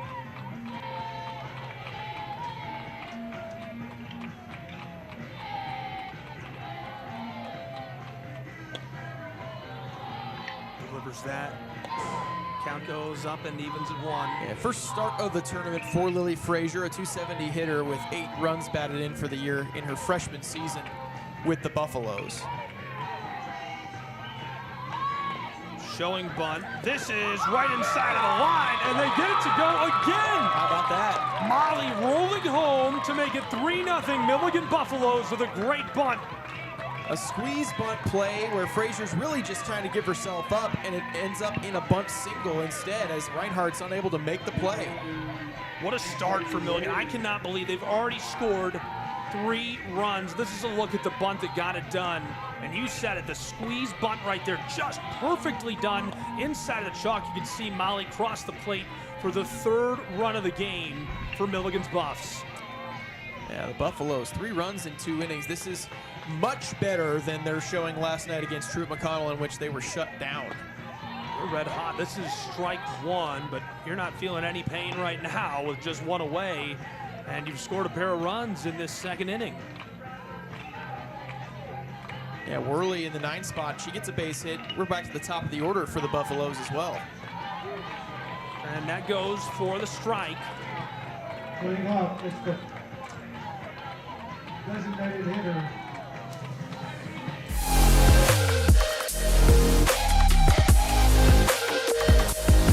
And Halliday will lead things off here in the top of the 7th inning with 7 runs for his team. He will sky this out to center field. It'll get just shy of the track, and it's going to be out number 1, but a good piece of contact here against Miles Feldner in the first time they see each other. Halliday would have been the 11th batter had that inning continued, but Davis flying out to 8 last time out, ended the inning, and he was the 10th to see action. So here in the 7th, 1 away for Feldner. And Jaron Morris, the catcher, comes up. Halliday and Morris both came around to score last inning. It's part of the 4 that did. Now trying to add some more insurance to it. Morris, the sophomore, part of that youth movement for Bryan. Chopper gets by 3rd, picked up by the shortstop, thrown over in time. Great play by Bridges to get the 2nd out.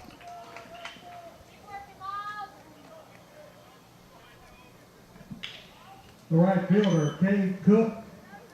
And now Cade Cook comes to the plate. Say that 3 times fast.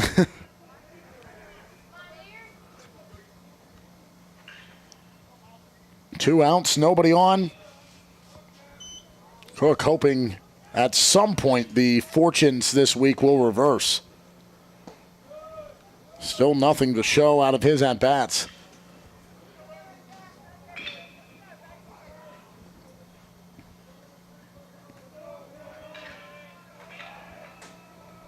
Feldner, the righty. Tyler Gray still going strong for the Lions, but Hunter Doyle, he was in a good back and forth with Gray till they brought him out. Then Nikki White came in, couldn't get out of the inning. So they had to use a 3rd pitcher in Feldner to finally get out of last inning, but not before those 4 runs scored. 7 runs on 8 hits. 3 runs on 7 hits for SMC. And you go back and you say, well, if your offense can produce, as it's a 3-1 count now, well, you don't have to worry about the 3 errors we saw earlier. And now those errors have sort of been negated because the play has improved defensively from the Lions. They've woken up and now trying to preserve that lead. As Cook will see ball 4, and he reaches base for the first time here in Kingsport. But more to that point, they've really tightened the screws defensively, and that's been the difference. That was really the reason why they were able to beat Milligan yesterday. So many great plays in the field. They were playing on a string. So it was so striking to see them make those type of errors in the earlier parts of this game. Not only have they gotten better on that side, but the bats have woken up. Reynolds rips this out to right field. That's going to get down off the hop. It'll be a base hit. And the runner turns for third. And Cook now stands 90 feet away from adding yet another run down at third base. And Jack Reynolds continues a strong day. He's 2 for 4 now with a home run and a single. The first baseman, Brody Genter. So Genter will step in. The 2 RBI single and then came around to score. First pitch to him is a ball from Feldner. The 2-out scenario has been kind to Bryan today. 5 for 11 with 2 outs on the board so far. Taking a page out of the fellow upset makers. On the other side of the bracket, in Montreat, their opening game, that is their MO. They went 9 of 16 with 2 outs on the board, and they just powered through for that 10-0 blowout in 8 innings over Pikeville. Runner goes. The throw too far out in front, and it's a stolen base to put Reynolds in scoring position. They do throw down, but nothing comes of Cook standing at third. So both are in scoring position. Reynolds at second, Cook at third. Base hit likely brings in 2 runs, extends your advantage, puts more pressure on that Spartanburg Methodist lineup that's been cold. Genter's the bottom of the order, and he puts this down the left field line, down for a base hit, maybe more. They'll send both runs home, and just like that, it is a 9-3 ball game, and Genter can cruise into second base with a stand-up 2 RBI double. Back-to-back at-bats, he drives in 2 runs, and he stands in scoring position with 2 outs on the board. And coming into this game, we talked about Spartanburg Methodist and their talented lineup. Well, Bryan, they're saying, hey, don't forget about us. So both runs score. It is a 9-3 ball game. The gap is 6. And Miles Feldner just trying to get out of the inning. 6 runs over the last 2 frames and maybe more. Genter's going to turn for home. That gets down out in right field from Campos, and he's got an RBI single. And it all comes with 2 outs. 3 runs have come across. It's now a 7-run ball game. Yeah, all of a sudden the Lions, they are pouring it on here in Kingsport, Tennessee. Came into this game as a group with a .545 slugging percentage, and they are slugging it all over the field. And still 3 frames to work with for the Pioneers offense. But if you don't come away with something once you finally get out of this inning, and you're down to just 6 outs instead of the 9 you have to work with right now, you really start to wonder, what do we need to do in terms of the pitching staff, rotating, trying to keep guys rested for tomorrow. And Campos overslides the bag, but the tag was applied while he was still touching, so he's able to quickly shuffle back, and he's in scoring position. And, Mark, we may be at the point where you feel like you have 9 outs to work with, but how hot Bryan is at the plate, you might not have 9 outs to work with, rather. The gap is 7. 7 of them have come in this inning and the last one combined. 4 last inning, 3 already in this inning. 2 outs on the board, and Denaj Williams is at the plate. He is 2 for 4 on the day. Second consecutive inning he's made an appearance at the plate.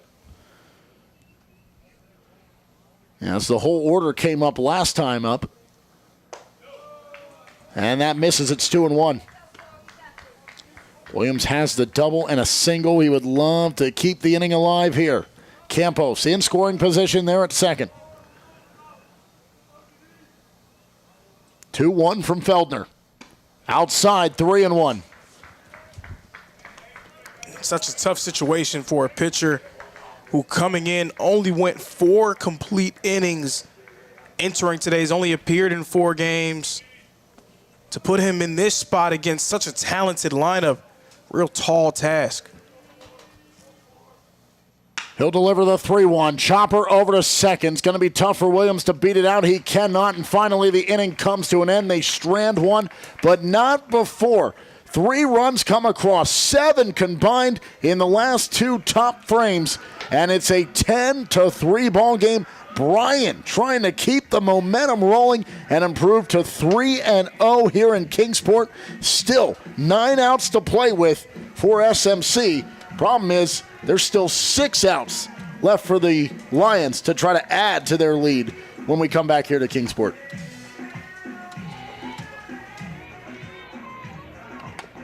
Shaylin rockets that through and cut down well in time at first for Milligan's Buffs to record the first out of this side of the second.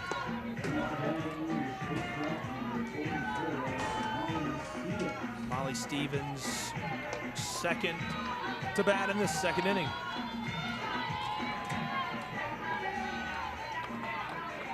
Presnell lets that go for strike 1. Stevens has had a great bat in this tournament for Reinhardt University.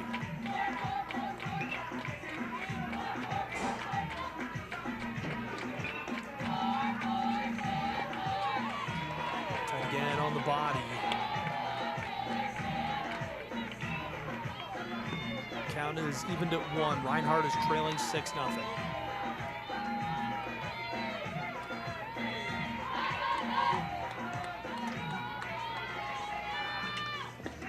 Huge cut. Stevens tries to launch that instead, suffers another strike.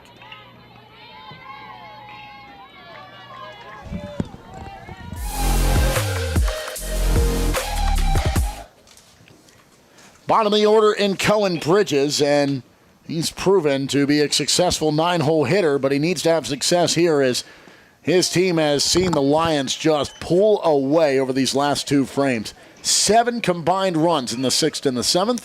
It is a 7-run margin, 10-3 in favor of Bryan. SMC, the 4 seed, trying to avoid heading to the losers bracket and having their backs against the wall. We'll have a winner-go-home game coming up after this one. It's Pikeville and Johnson, and not many would have thought after their first game of the tournament that Johnson would be in a do-or-die situation. Number 6 in the country, according to the latest poll yesterday, and they just got picked apart in an 8-run ball game, 11-3. They fell to Montreat, who is right now the hottest offensive team in the tournament. But Bryan, who also knocked off a top seed in Milligan, trying to make a case for that here and take down the 4 seed in SMC. They're up by 7. Tyler Gray continuing to work here. Bridges will chop it foul off the left-hand side, so we'll keep the at-bat going, 1-2. And the difference for Spartanburg Methodist compared to their fantastic performance a few days ago. Offensively, yes, they have 7 hits on the board, 2 of 16 with runners on, 2 of 7 with runners in scoring position. And that catches him, so we'll head down the first. And the leadoff man is aboard. Bridges takes the trot down 90 feet to put himself on base. The unfortunate part about it is Spartanburg Methodist, 5 out of 7 innings, they've been able to get that leadoff man on base. It's all about what you do with that. And we've talked about that with the lower seeds, right, of having to be able to capitalize when you get in those situations in these games early. When you're the underdog, take advantage of those situations when you get the leadoff man on board. We saw in the earlier game today that was not the case for Reinhardt, right? They had a couple of guys get on base in the first couple of innings, and then they didn't capitalize on in the third when they had 2 men on. After going up 2-0 in the first, what happened? Well, Jack McLaury settled in and just 1-2-3, 1-2-3, 1-2-3 the rest of the way out and shut down the Eagles. So you got to capitalize when you have them on base, and we've seen a few times that has not been the case for the Pioneers.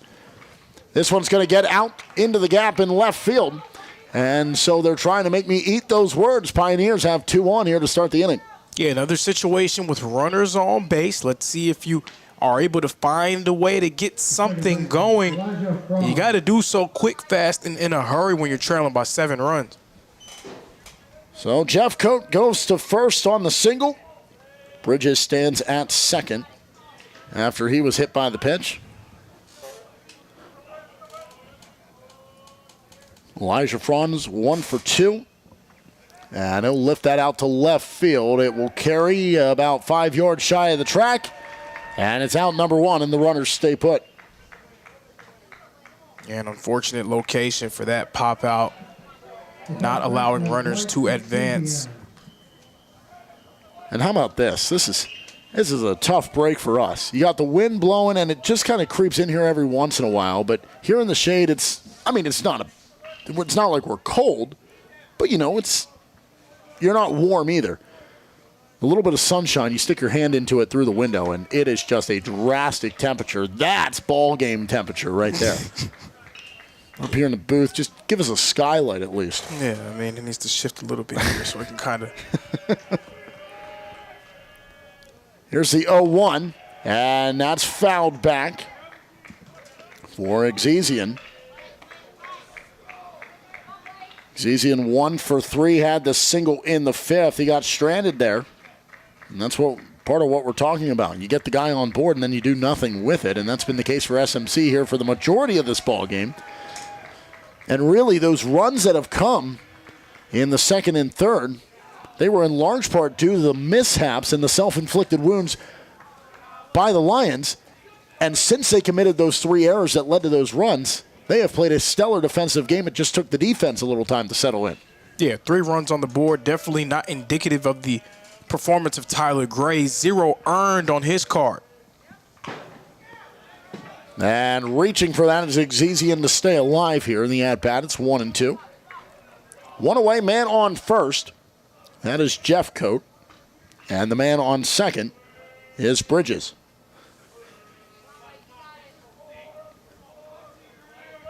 Can they capitalize and try to chip into the 7-run deficit here in the bottom of the 7th inning?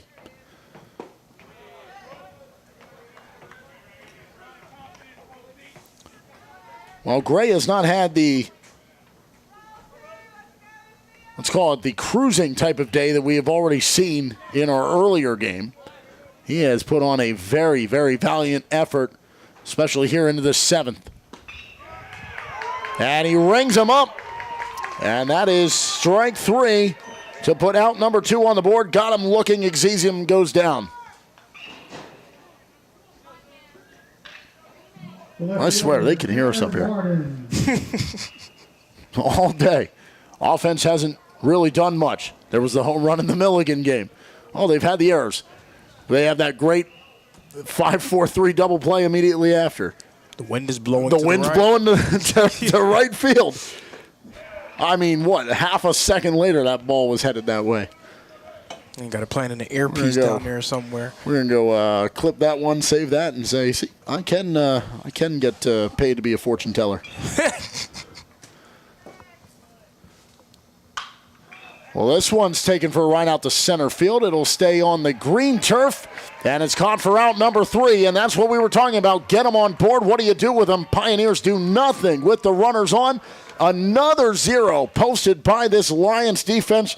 Tyler Gray having himself a day, and his team has a chance to add to their 7-run lead as we go to the top of the 8th here in Kingsport.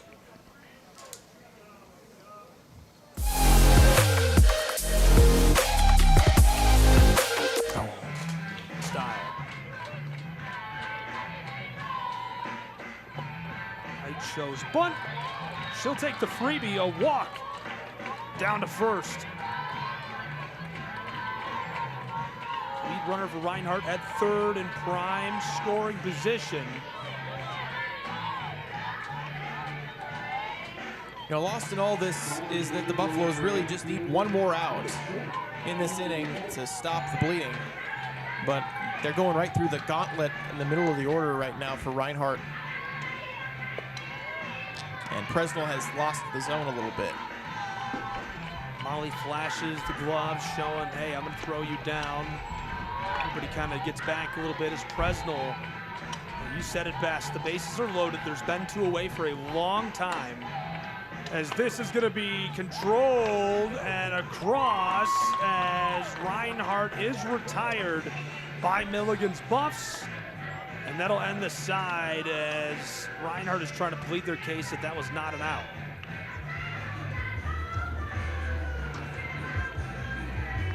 We can get another look at that. I'm pretty sure that was in time, but I didn't get a great look. Watch right there, collected, tagged her. There's the call. I don't think she tagged her knee. Yeah, the call is that she was tagged out. The Reinhardt coach arguing that. I think he's saying, why would you give a safe signal and then an out signal? But what he was trying to say to the umpire in the field was no interference on anyone. It's safe.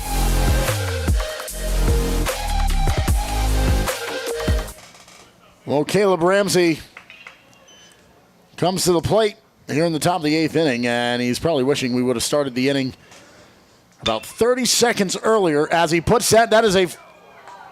Wow, that is a foul ball is what the umpire calls, and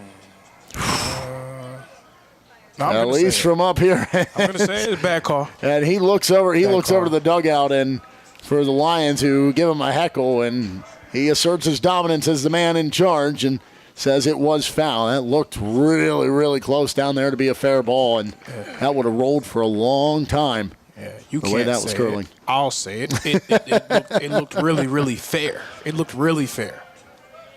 It's a 1-1 count now for Caleb Ramsey. Ramsey was hoping 30 seconds earlier the at-bat started. There was a hefty wind out to right field, and we both looked at each other and goes, now's the time if you want to come and try to hit one. And look at that. The wind starts picking up just a bit more. Not nearly what it was when the home run came back in the 4th inning from Reynolds. Still, you might need to lower your voice. Well, it's going the wrong way to try to use the wind. That's going against the wind. Back behind us, it's foul. But, Bryan, they've gotten great offensive contributions from pretty much their entire main group, except for Caleb Ramsey. Ramsey coming into this game with a .375 batting average, and he hasn't really produced much for you. 0 for 2 on the day. Does have 2 walks and came around to score in the 3rd, but he would love to make some contact that provides him a successful at-bat. 2-2 count to the leadoff man, Ramsey. Feldner hoping to have a better inning than the one where 3 came across, and then 4 before that for the Lions. 1 in the 4th, 2 in the 3rd. And it was an even game right into that 4th inning. 1 for the Pioneers, then 2 more after that in the 2nd and 3rd. And right on cue, Ramsey has himself a base hit.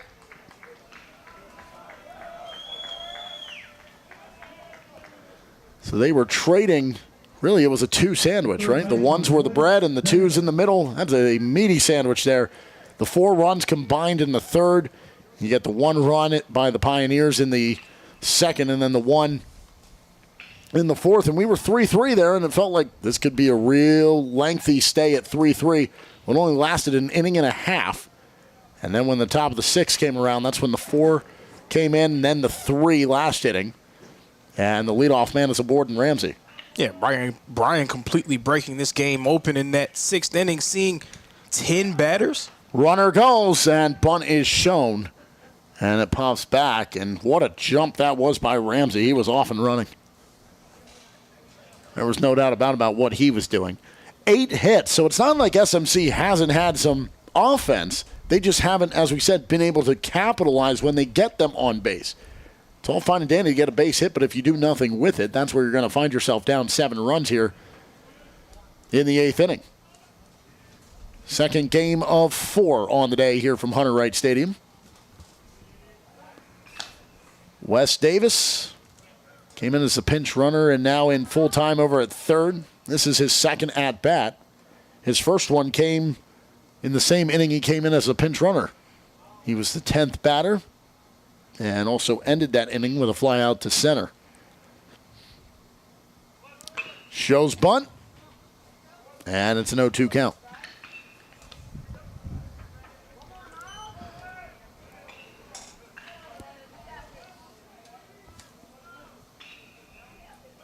You can hear the sides swarming up. That's Pikeville that you can hear off making those pings in the distance.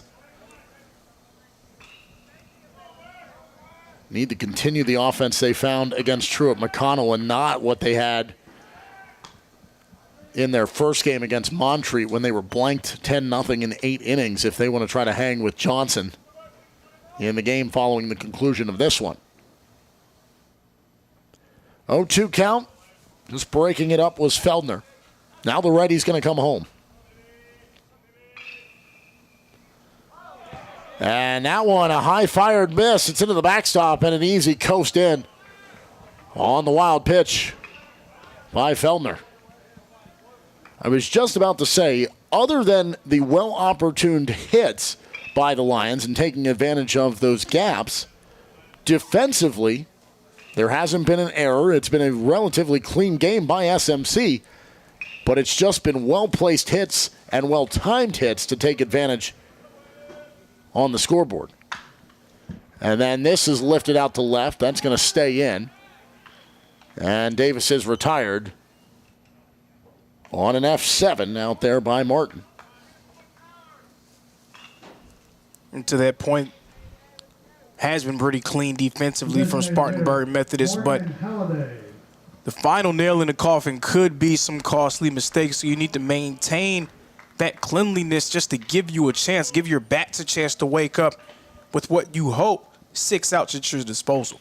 And it's really unfair to say that a lot of the weight and his runs came in while Nicky White was on the mound. Nicky White inherited a bases-loaded situation, right? Had to try to work out of those. Now he got into a little more trouble as it went along, walking aboard, and then Feldner comes in, inherits that.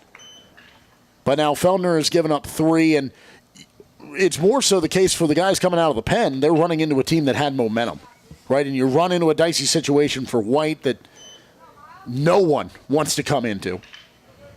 And yes, Doyle got into that situation, but even for that, it was a 3-3 ball game.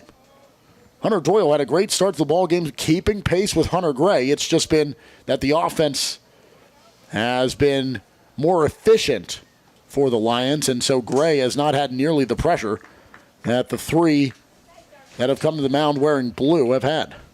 And that's always sort of the risk that you run when you bring arms out of the pen, fresh versus cold. You have a fresh arm, but it may be a cold arm that may not be prepared to deal with a group of bats that are heating up. And the 1-2 levels out 2-2.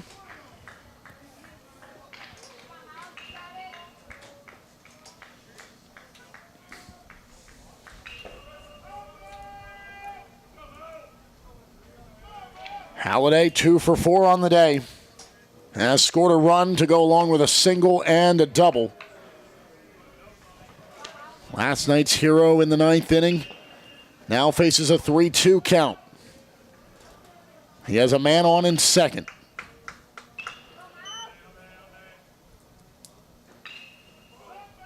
Ramsey takes his lead. The payoff pitch.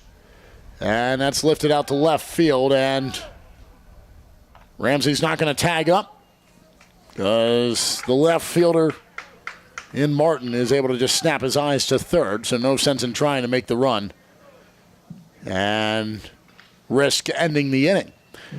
So 2 away, back-to-back flyouts to left field. We'll bring up Jaron Morris. This is the second consecutive inning that Feldner has been able to secure 2 quick outs. He's hoping that he does not allow a 2-out rally here in the 8th. That's what happened last inning. Got the out for Halliday to lead off the inning, then Morris grounding out. But then the walk, a single, the 2 RBI double by Genter, and then the single and a stolen base by Campos helped contribute to those 3 runs that came across. 1-1 count here to Morris. With 2 outs and a man on second. That's inside. He peels back from it, and it's 2-1.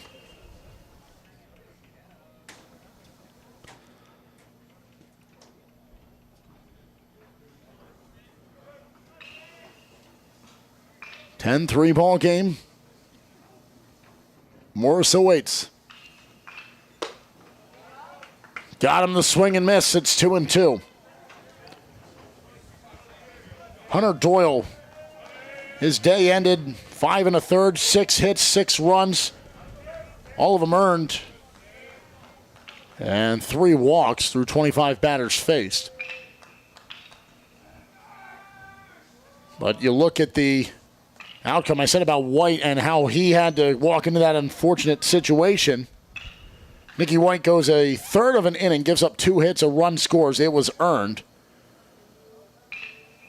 But the other runs that came in were not his responsibility. That's a chopper over to short. Oh, and it pops out of the glove, but the throw is still made, and what a play there by Bridges. He lost the ball, picks it off the turf, guns it over to first, and a great defensive play to get out of the inning without anything coming across, and finally a much-needed 0.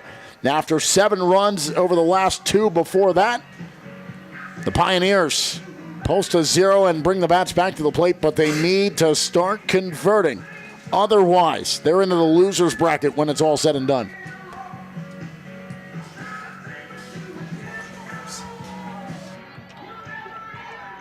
That was the 6th run of the game for Milligan.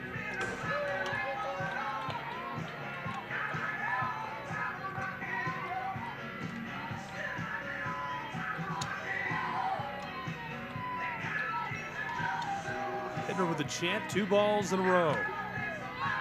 That's going to be flipped over the top of the backstop. Look out.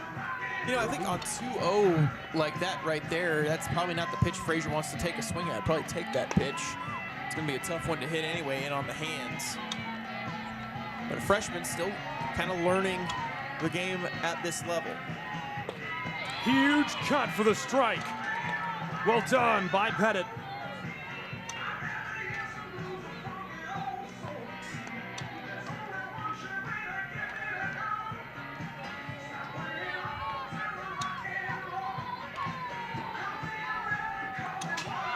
Tries to smash that and goes down swinging. She'll retire her back to the dugout and record the out. Yeah, chased the pitch up above the zone there on 2-2. And Frazier really in that at-bat, I think, swung at 2 pitches out of the zone and put herself in the spot where she was in danger of the strikeout, which is exactly what happened. 10 teams over 500, many near 70%, 75% win rate entering the conference tournament. The out-of-conference schedule, the strength of the AAC has just continued to grow year in and year out. Speedy play down to first as she rushes and going to be sent back. Soft looper out to shortstop, got it in off the hands that time, did Worley, and that flips it back to the top.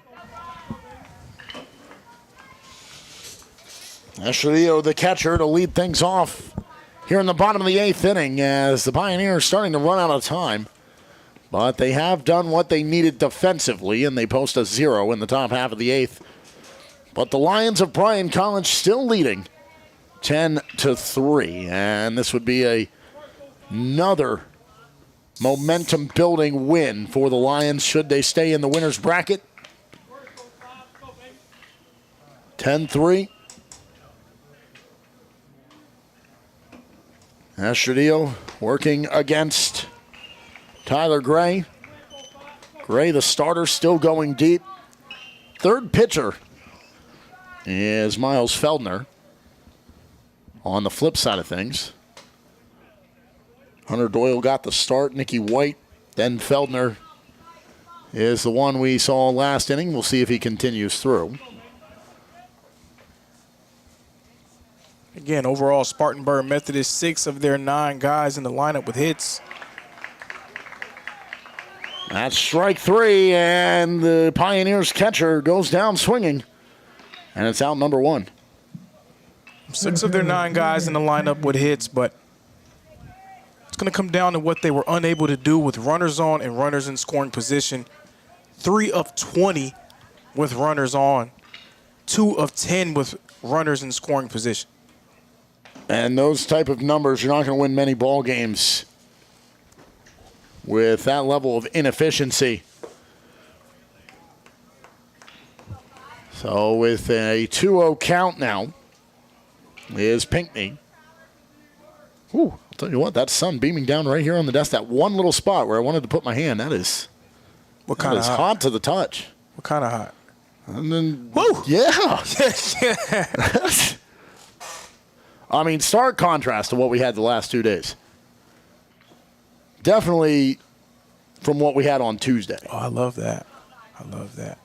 See, if I leave my hand there too long, I'm not even going to get a tan. I'm just going to turn red within 30 minutes. I'm going to be as red as Bryan's jerseys if I let my hand out here for too long. That's alarming.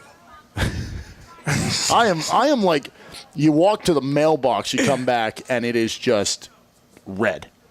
I am that level of pale skinned. Like, it is awful. They don't make an SPF high enough for me. That goes skyward. It is high enough for the catcher to get underneath it. And Morris records the second out of the inning.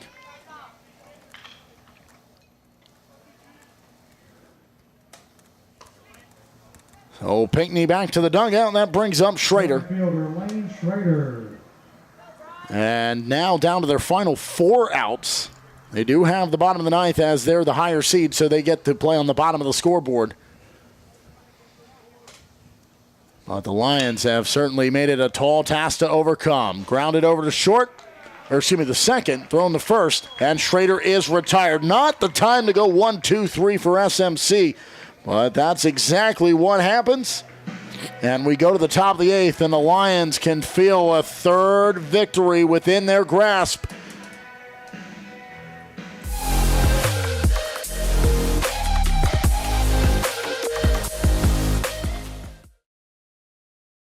What if you can have it all?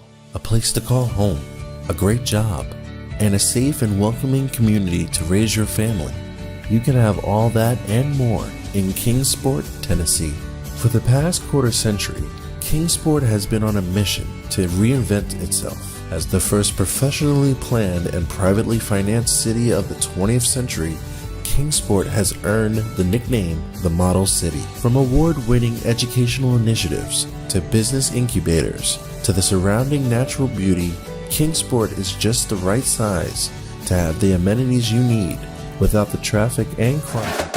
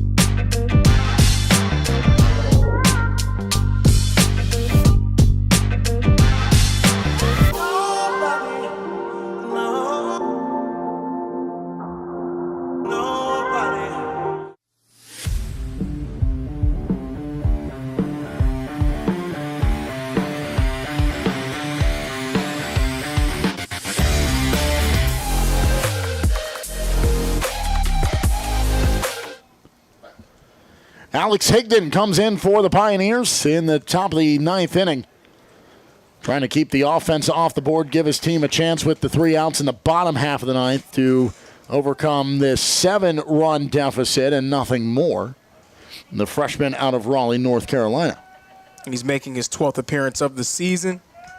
His 10th coming out of the pen. He's gone 15 complete innings so far this year. Trying to make it 16 and give his team one more chance within striking distance, so to speak. Cade Cook 0 for 3, but did walk and then come around to score last inning. And he falls behind here 1-2. Close up on the picture, please.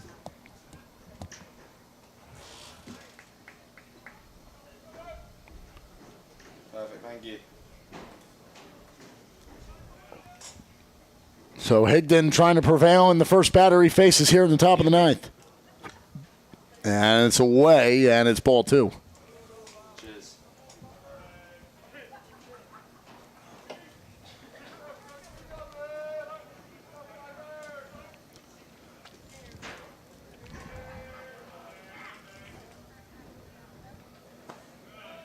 Make it a full count. Back-to-back balls. And it's a 3-2 that faces Cook.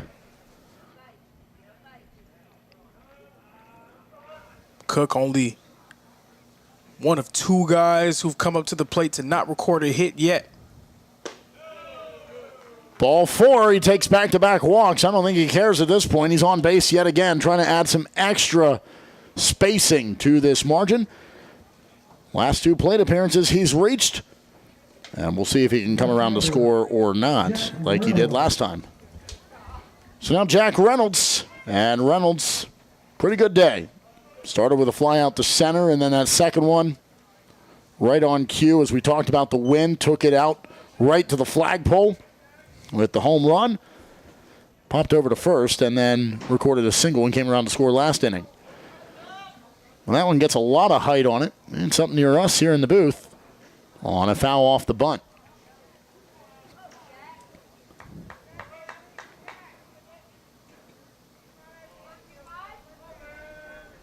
Well, guess what? Wind's blowing out there deep from the flagpole. Out to right center field. Runner goes. He slides in, ball kicks free, so safe in scoring position is Cook. And when he's gotten on, we've seen some great base running out of him, and that's how he came home to score last inning. And he's over there with a stolen base. Yeah, and that was a really deft move by him. He got jumped ever so slightly. Astudillo noticed it, but Cook was long gone. Reynolds awaits the 0-2 with a runner in scoring position. And he'll stay alive.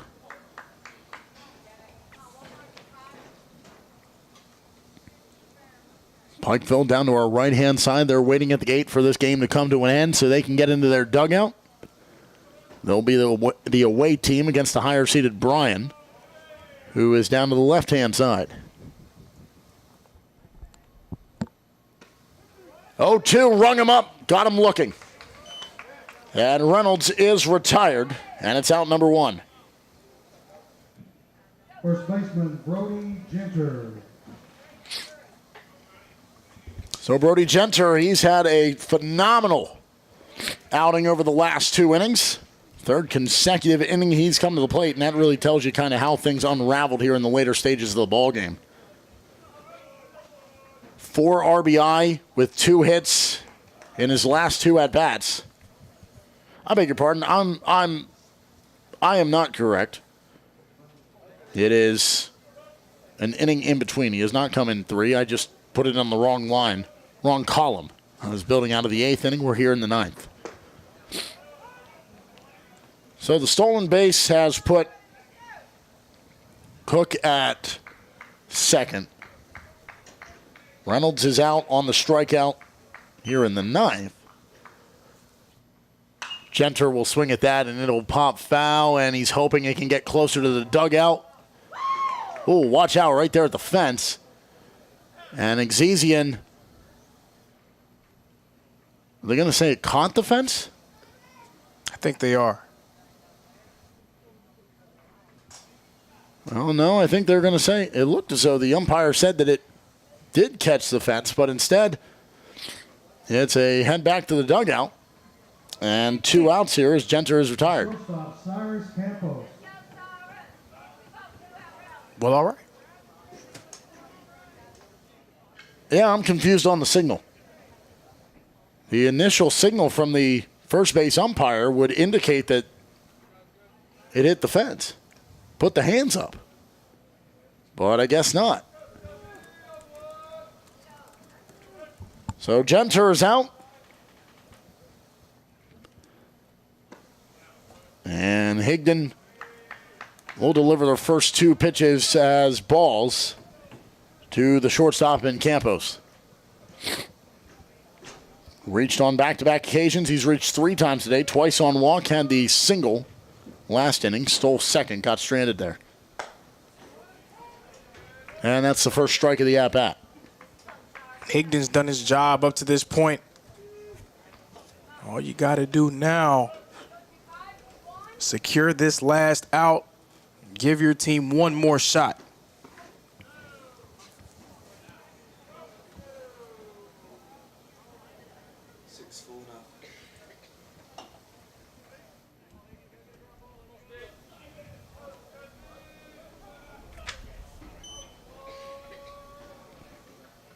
The 3-1 pitch is chopped foul. It's 3-2 for Campos.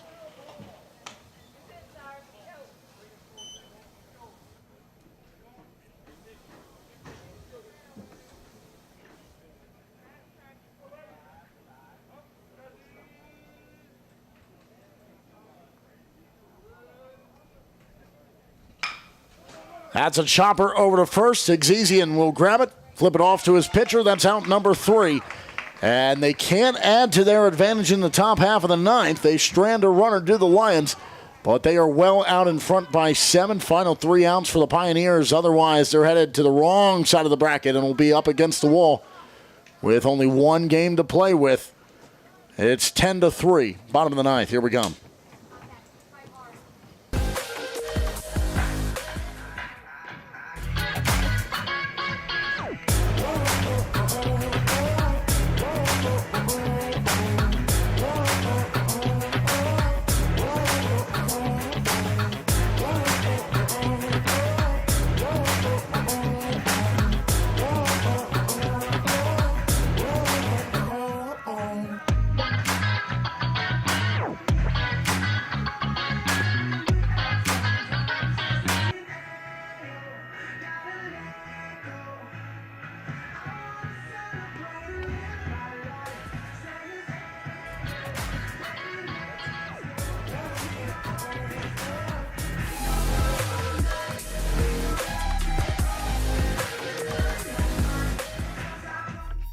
Your favorite teams, your favorite live streams, your favorite highlights. Be sure to engage with us. Find us now on YouTube at NSBN Sports or visit us at nsbnsports.com.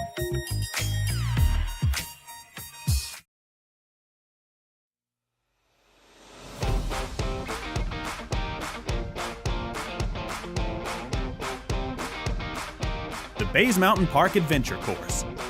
Gear up and climb the Hawk's Nest. Work together as a team to complete 4 high ropes challenges, all while suspended 40 feet in the air.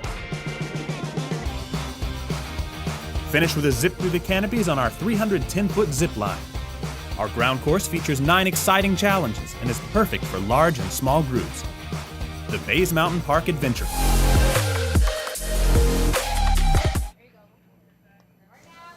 Bottom of the ninth, last chance. It starts with a 1-pitch out.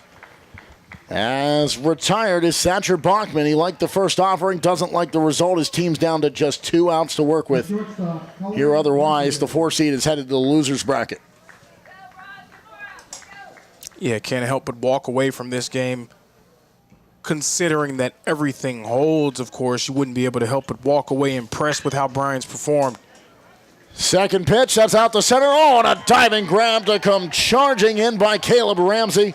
And it's out number 2. 2 up, 2 down on 2 pitches. Here for Tyler Gray, who has gone the distance, and now he's 1 out away from a complete game. Yeah, I mean, this group just continuing to impress. Great defensive play from all over the field. They got the bats going. They're about to earn the right to have 2 games at their disposal tomorrow. Top of the order, Jeff Coates here. The final out belongs to him unless he can extend it.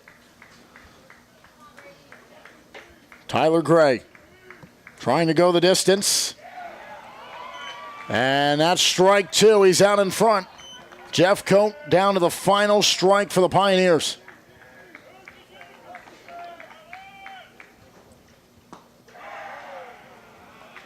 And the Lions were ready to pounce out of that dugout. But it's called a ball. And now Gray, the 1-2. And we'll try it with a 2-2. He misses the mark again. Where's the Montreat clap when you need it? Chopper over his head. It's over to second. Fielded by Williams. Turns, throws in time, and that's the ball game. Denaj Williams, another terrific defensive play. Grab it on the run, make the throw, and the Lions are 3-0. Bryan from the 6th seed has come tearing through the winner's side of the bracket, and they have given themselves a chance with room to work tomorrow.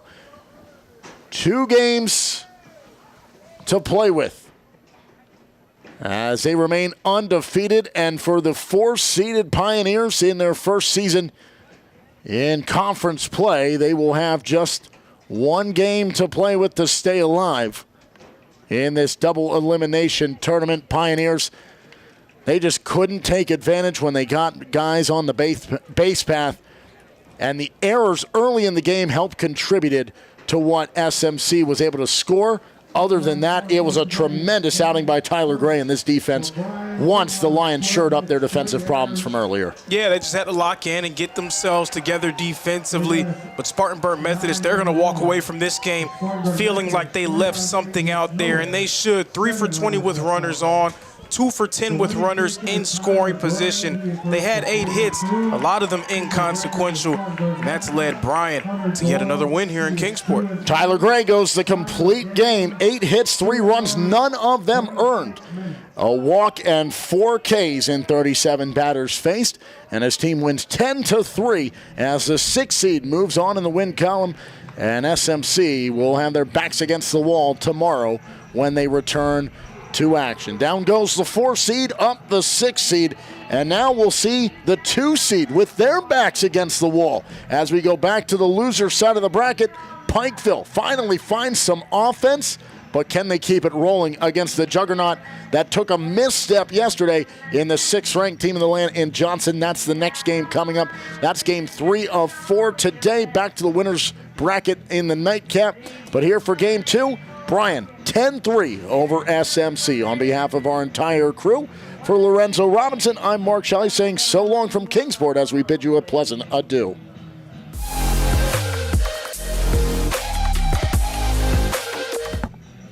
Get back on track. Yeah, well, I mean, you know, it's really been ever since Reinhardt made their pitching change to go to Pettit that she shut down the Buffaloes. And then on the other side, Buffs have not been able to shut down Reinhardt at all defensively. Good play and well in time to get her cut away at first, but she completes her goal in advancing a runner into scoring position. And nightmarishly, here comes number 18 for Reinhardt, Taylor Wade. The top of this order coming up is just not a recipe for success for Milligan at this point in the game, as Sechrist still without a first pitch strike.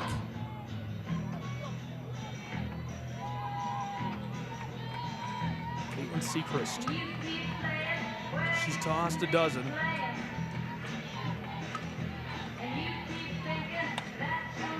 Got a hold of it, and this blooper is going to roll as Reinhardt will have 2 in scoring position.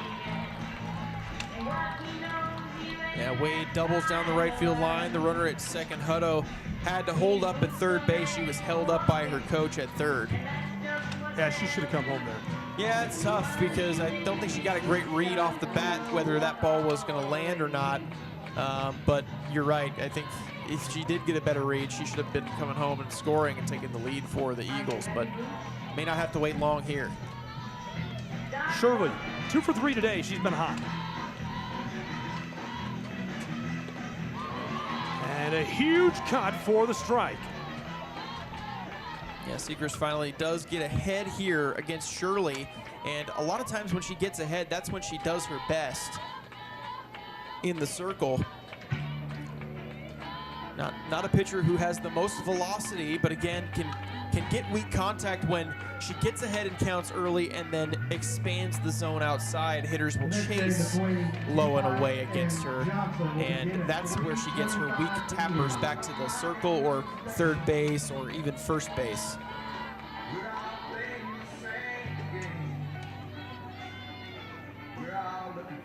Sechrist, the 0-1. Popped over, and it's down as Reinhardt takes the lead for the first time against the Milligan Buffaloes, 7-6 in the bottom of 5. Maybe just possibly a little bit too soon on the decision to go to Sechrist here. I wonder if Presnell's out there to start this inning, if this goes the same way.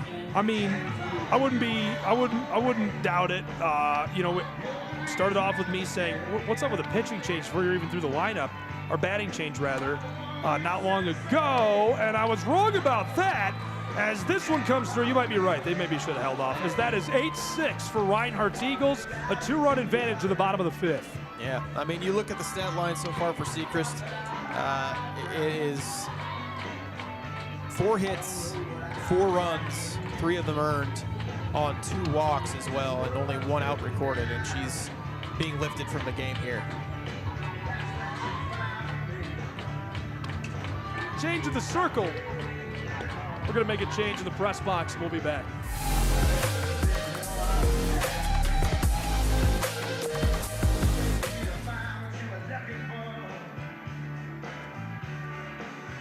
Eagles, a 2-run advantage to the bottom of the 5th. Yeah, I mean, you look at the stat line so far for Sechrist, it is 4 hits, 4 runs, 3 of them earned on 2 walks as well, and only 1 out recorded, and she's being lifted from the game here.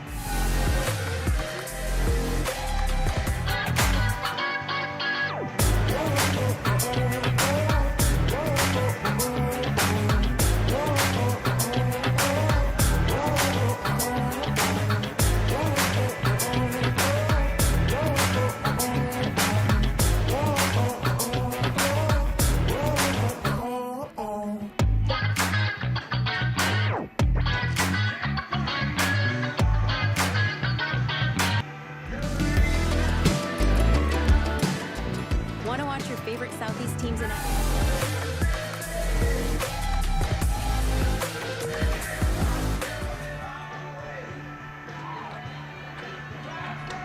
It's the bottom of the 5th. One away already on this side. If you're just joining us, Presnell has just taken back over inside of the circle. I thought she was having a nice day. I know Reinhardt was scoring runs, but I thought she was in the midst of a nice day. I don't think Sechrist should feel bad about that. Reinhardt was red hot. You come in and you need to warm up and get into the groove against a team that is literally coming unglued at the seams, right? They're ready to go. Yeah, the Eagles, the momentum has been shifting really continuously since Ansley Pettit entered this game in the circle for the Eagles. That signified, hey, we're not giving up anything else to you, Milligan. Got a hold of that. Milligan Buffs throw to third, and real close play there. As, can you say, scoring position for the Reinhardt University Eagles? Yeah, 2 in scoring position, and the base is loaded for Frege now, as Reinhardt threatening to break this one open even further than it already is, a 2-run advantage, which, to be honest, I think right now Milligan's offense, with how they have been just completely dominated by Pettit since she's come in, 2 runs might be too much. If anything else comes across, it's going to be increasingly difficult for this Milligan side to come back in this game.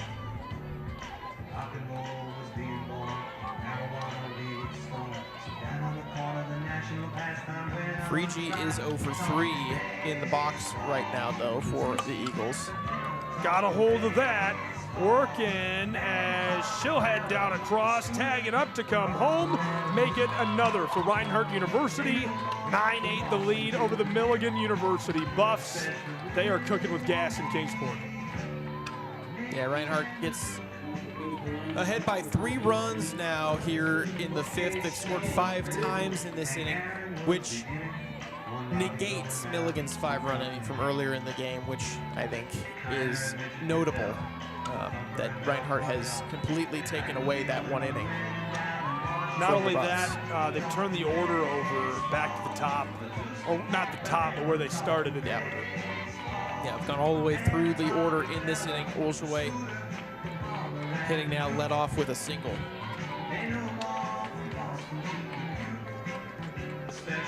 or actually the walk, rather.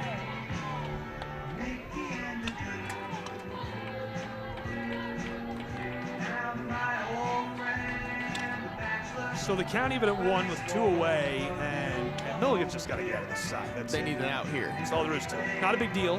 Don't stress. Just get out of here.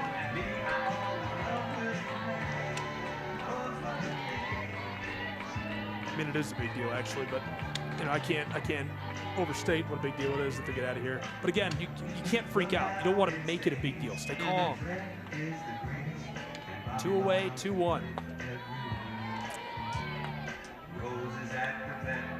Molly Stevens, the hitter on deck, tripled and then scored on the same play on a throwing error. If she comes up with the bases loaded, the Buffaloes have got to be a little bit afraid.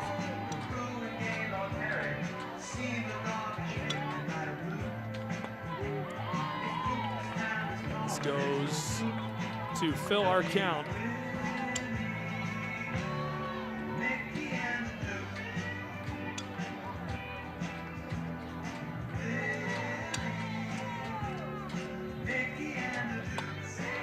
Shaylin through the circle, and the play across is more than enough time to get home.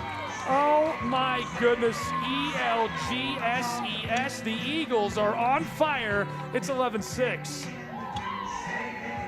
7 runs in the inning for Reinhardt.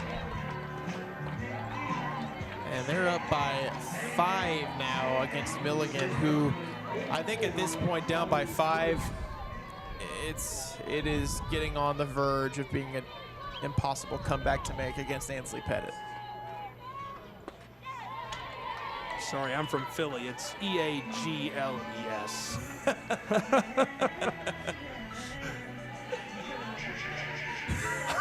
That's a good reference, right? If you haven't seen that clip, there's a clip of the mayor of Philadelphia a few years ago saying, "Go Eagles," and she spells Eagles wrong. That's why I did that. Cut down over at first to retire the side. We will see you in inning number 6 between Reinhardt and Milligan.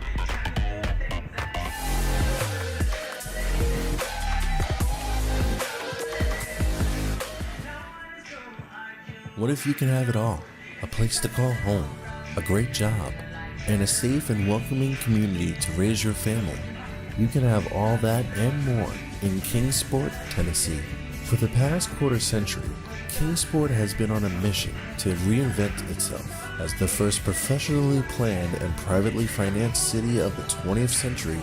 Kingsport has earned the nickname the Model City. From award-winning educational initiatives to business incubators to the surrounding natural beauty, Kingsport is just the right size to have the amenities you need without the traffic and crime of a larger city.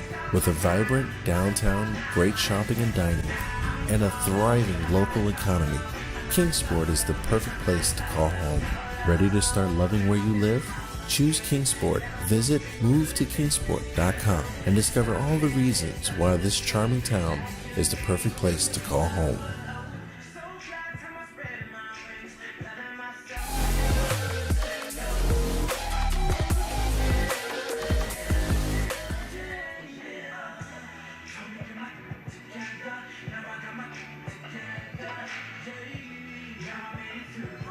Back in Kingsport, Tennessee, between the Reinhardt Eagles and Milligan Buffs. Reinhardt uncorks runs all the way through that side of the inning, just pouring it on, and now the Buffaloes need to find a way to get back involved in this thing as that roper into left field is collected effortlessly by Reinhardt University.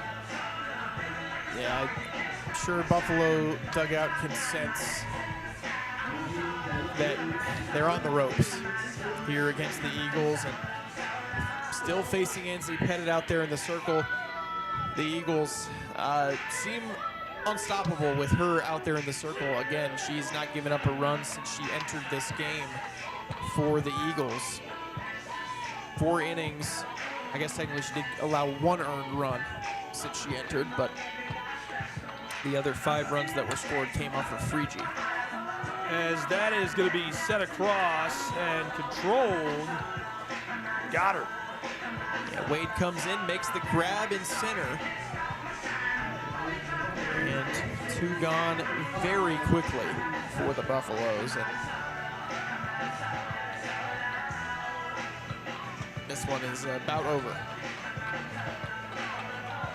Tough outing. Milligan trying to save their season against Reinhardt in this elimination game. Glad you've been with us, man. It's a beautiful, sunshiny day for college softball in the tournament. And obviously, you know, it's sad to say goodbye, and that's why it matters so much to continue playing, to go on. There's something magical about a team and sport and coming together, the way it brings. I mean, just look at the crowd here. All the different people from all the states around us, from rich to poor, young, old, whatever, right? Everybody's come together to enjoy a day together in the sunshine, and I just love that. Yeah, it's definitely a cool thing to see all these different fan bases, kids, parents, grandparents, uncles, aunts, cousins, all here in this one spot to see these softball games. 13 hits for Reinhardt, and you'd think that's going to be blowing them out of the water as it's 11-6, but Milligan's got 8 as well.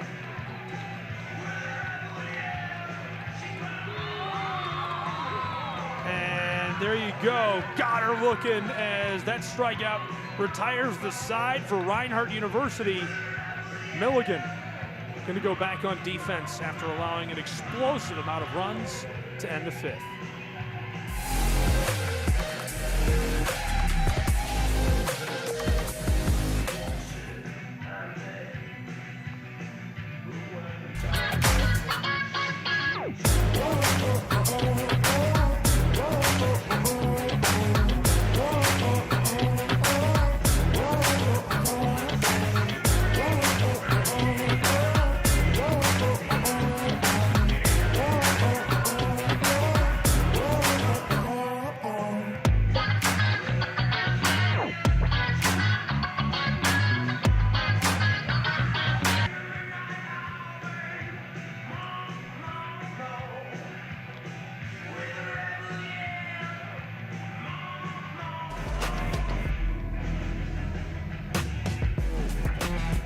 To look at these for a second earlier, but just wanted to revisit the season stats of these two teams. I don't really feel like on paper this feels like it should be this wide of a margin. I don't know. Yeah, the pitching, I think, if you look at Reinhardt, 2.37 ERA, Milligan 3.95, there's your margin of difference there. I think the pitching for Milligan just not necessarily the same quality, especially with Ansley Pettit out there in the circle for Reinhardt. And I think that's why you see this game currently an 11-6 game. Rolled across, in trouble over at first, and one away for Milligan.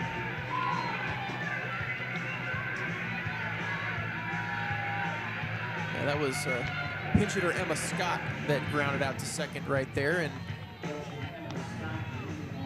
brings up Stephanie Schaefer next.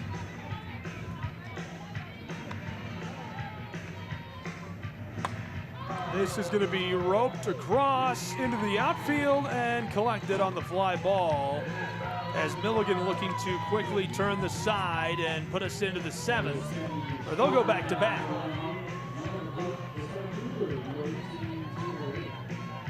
Bresnell, since coming back into the game, has been fantastic.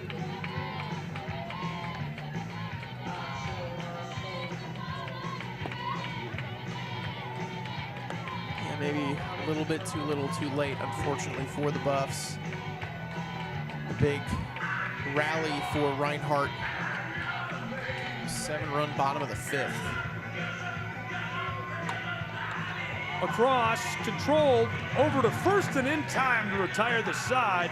Bresnell, a nice play as that flips the Buffs back to back.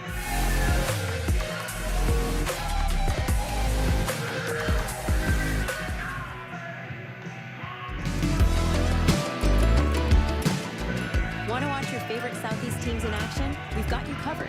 Stream live games and highlights on YouTube, Twitch, Amazon Fire TV, Stream TV, and more. For all the details, visit our How to Watch page at sesnsports.com. It's your one-stop guide to catching every play, every time, wherever you are. The Southeast Sports Network, bringing the game to you anytime, anywhere.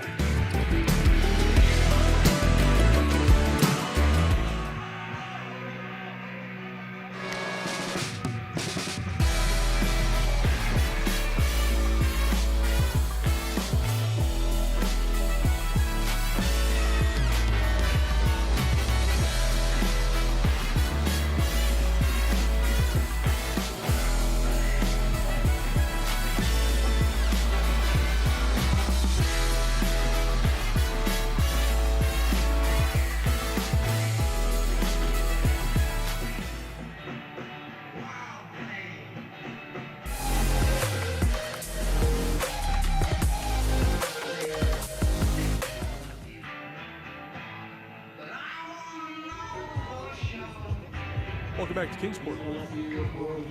11-6, Reinhardt in the driver's seat.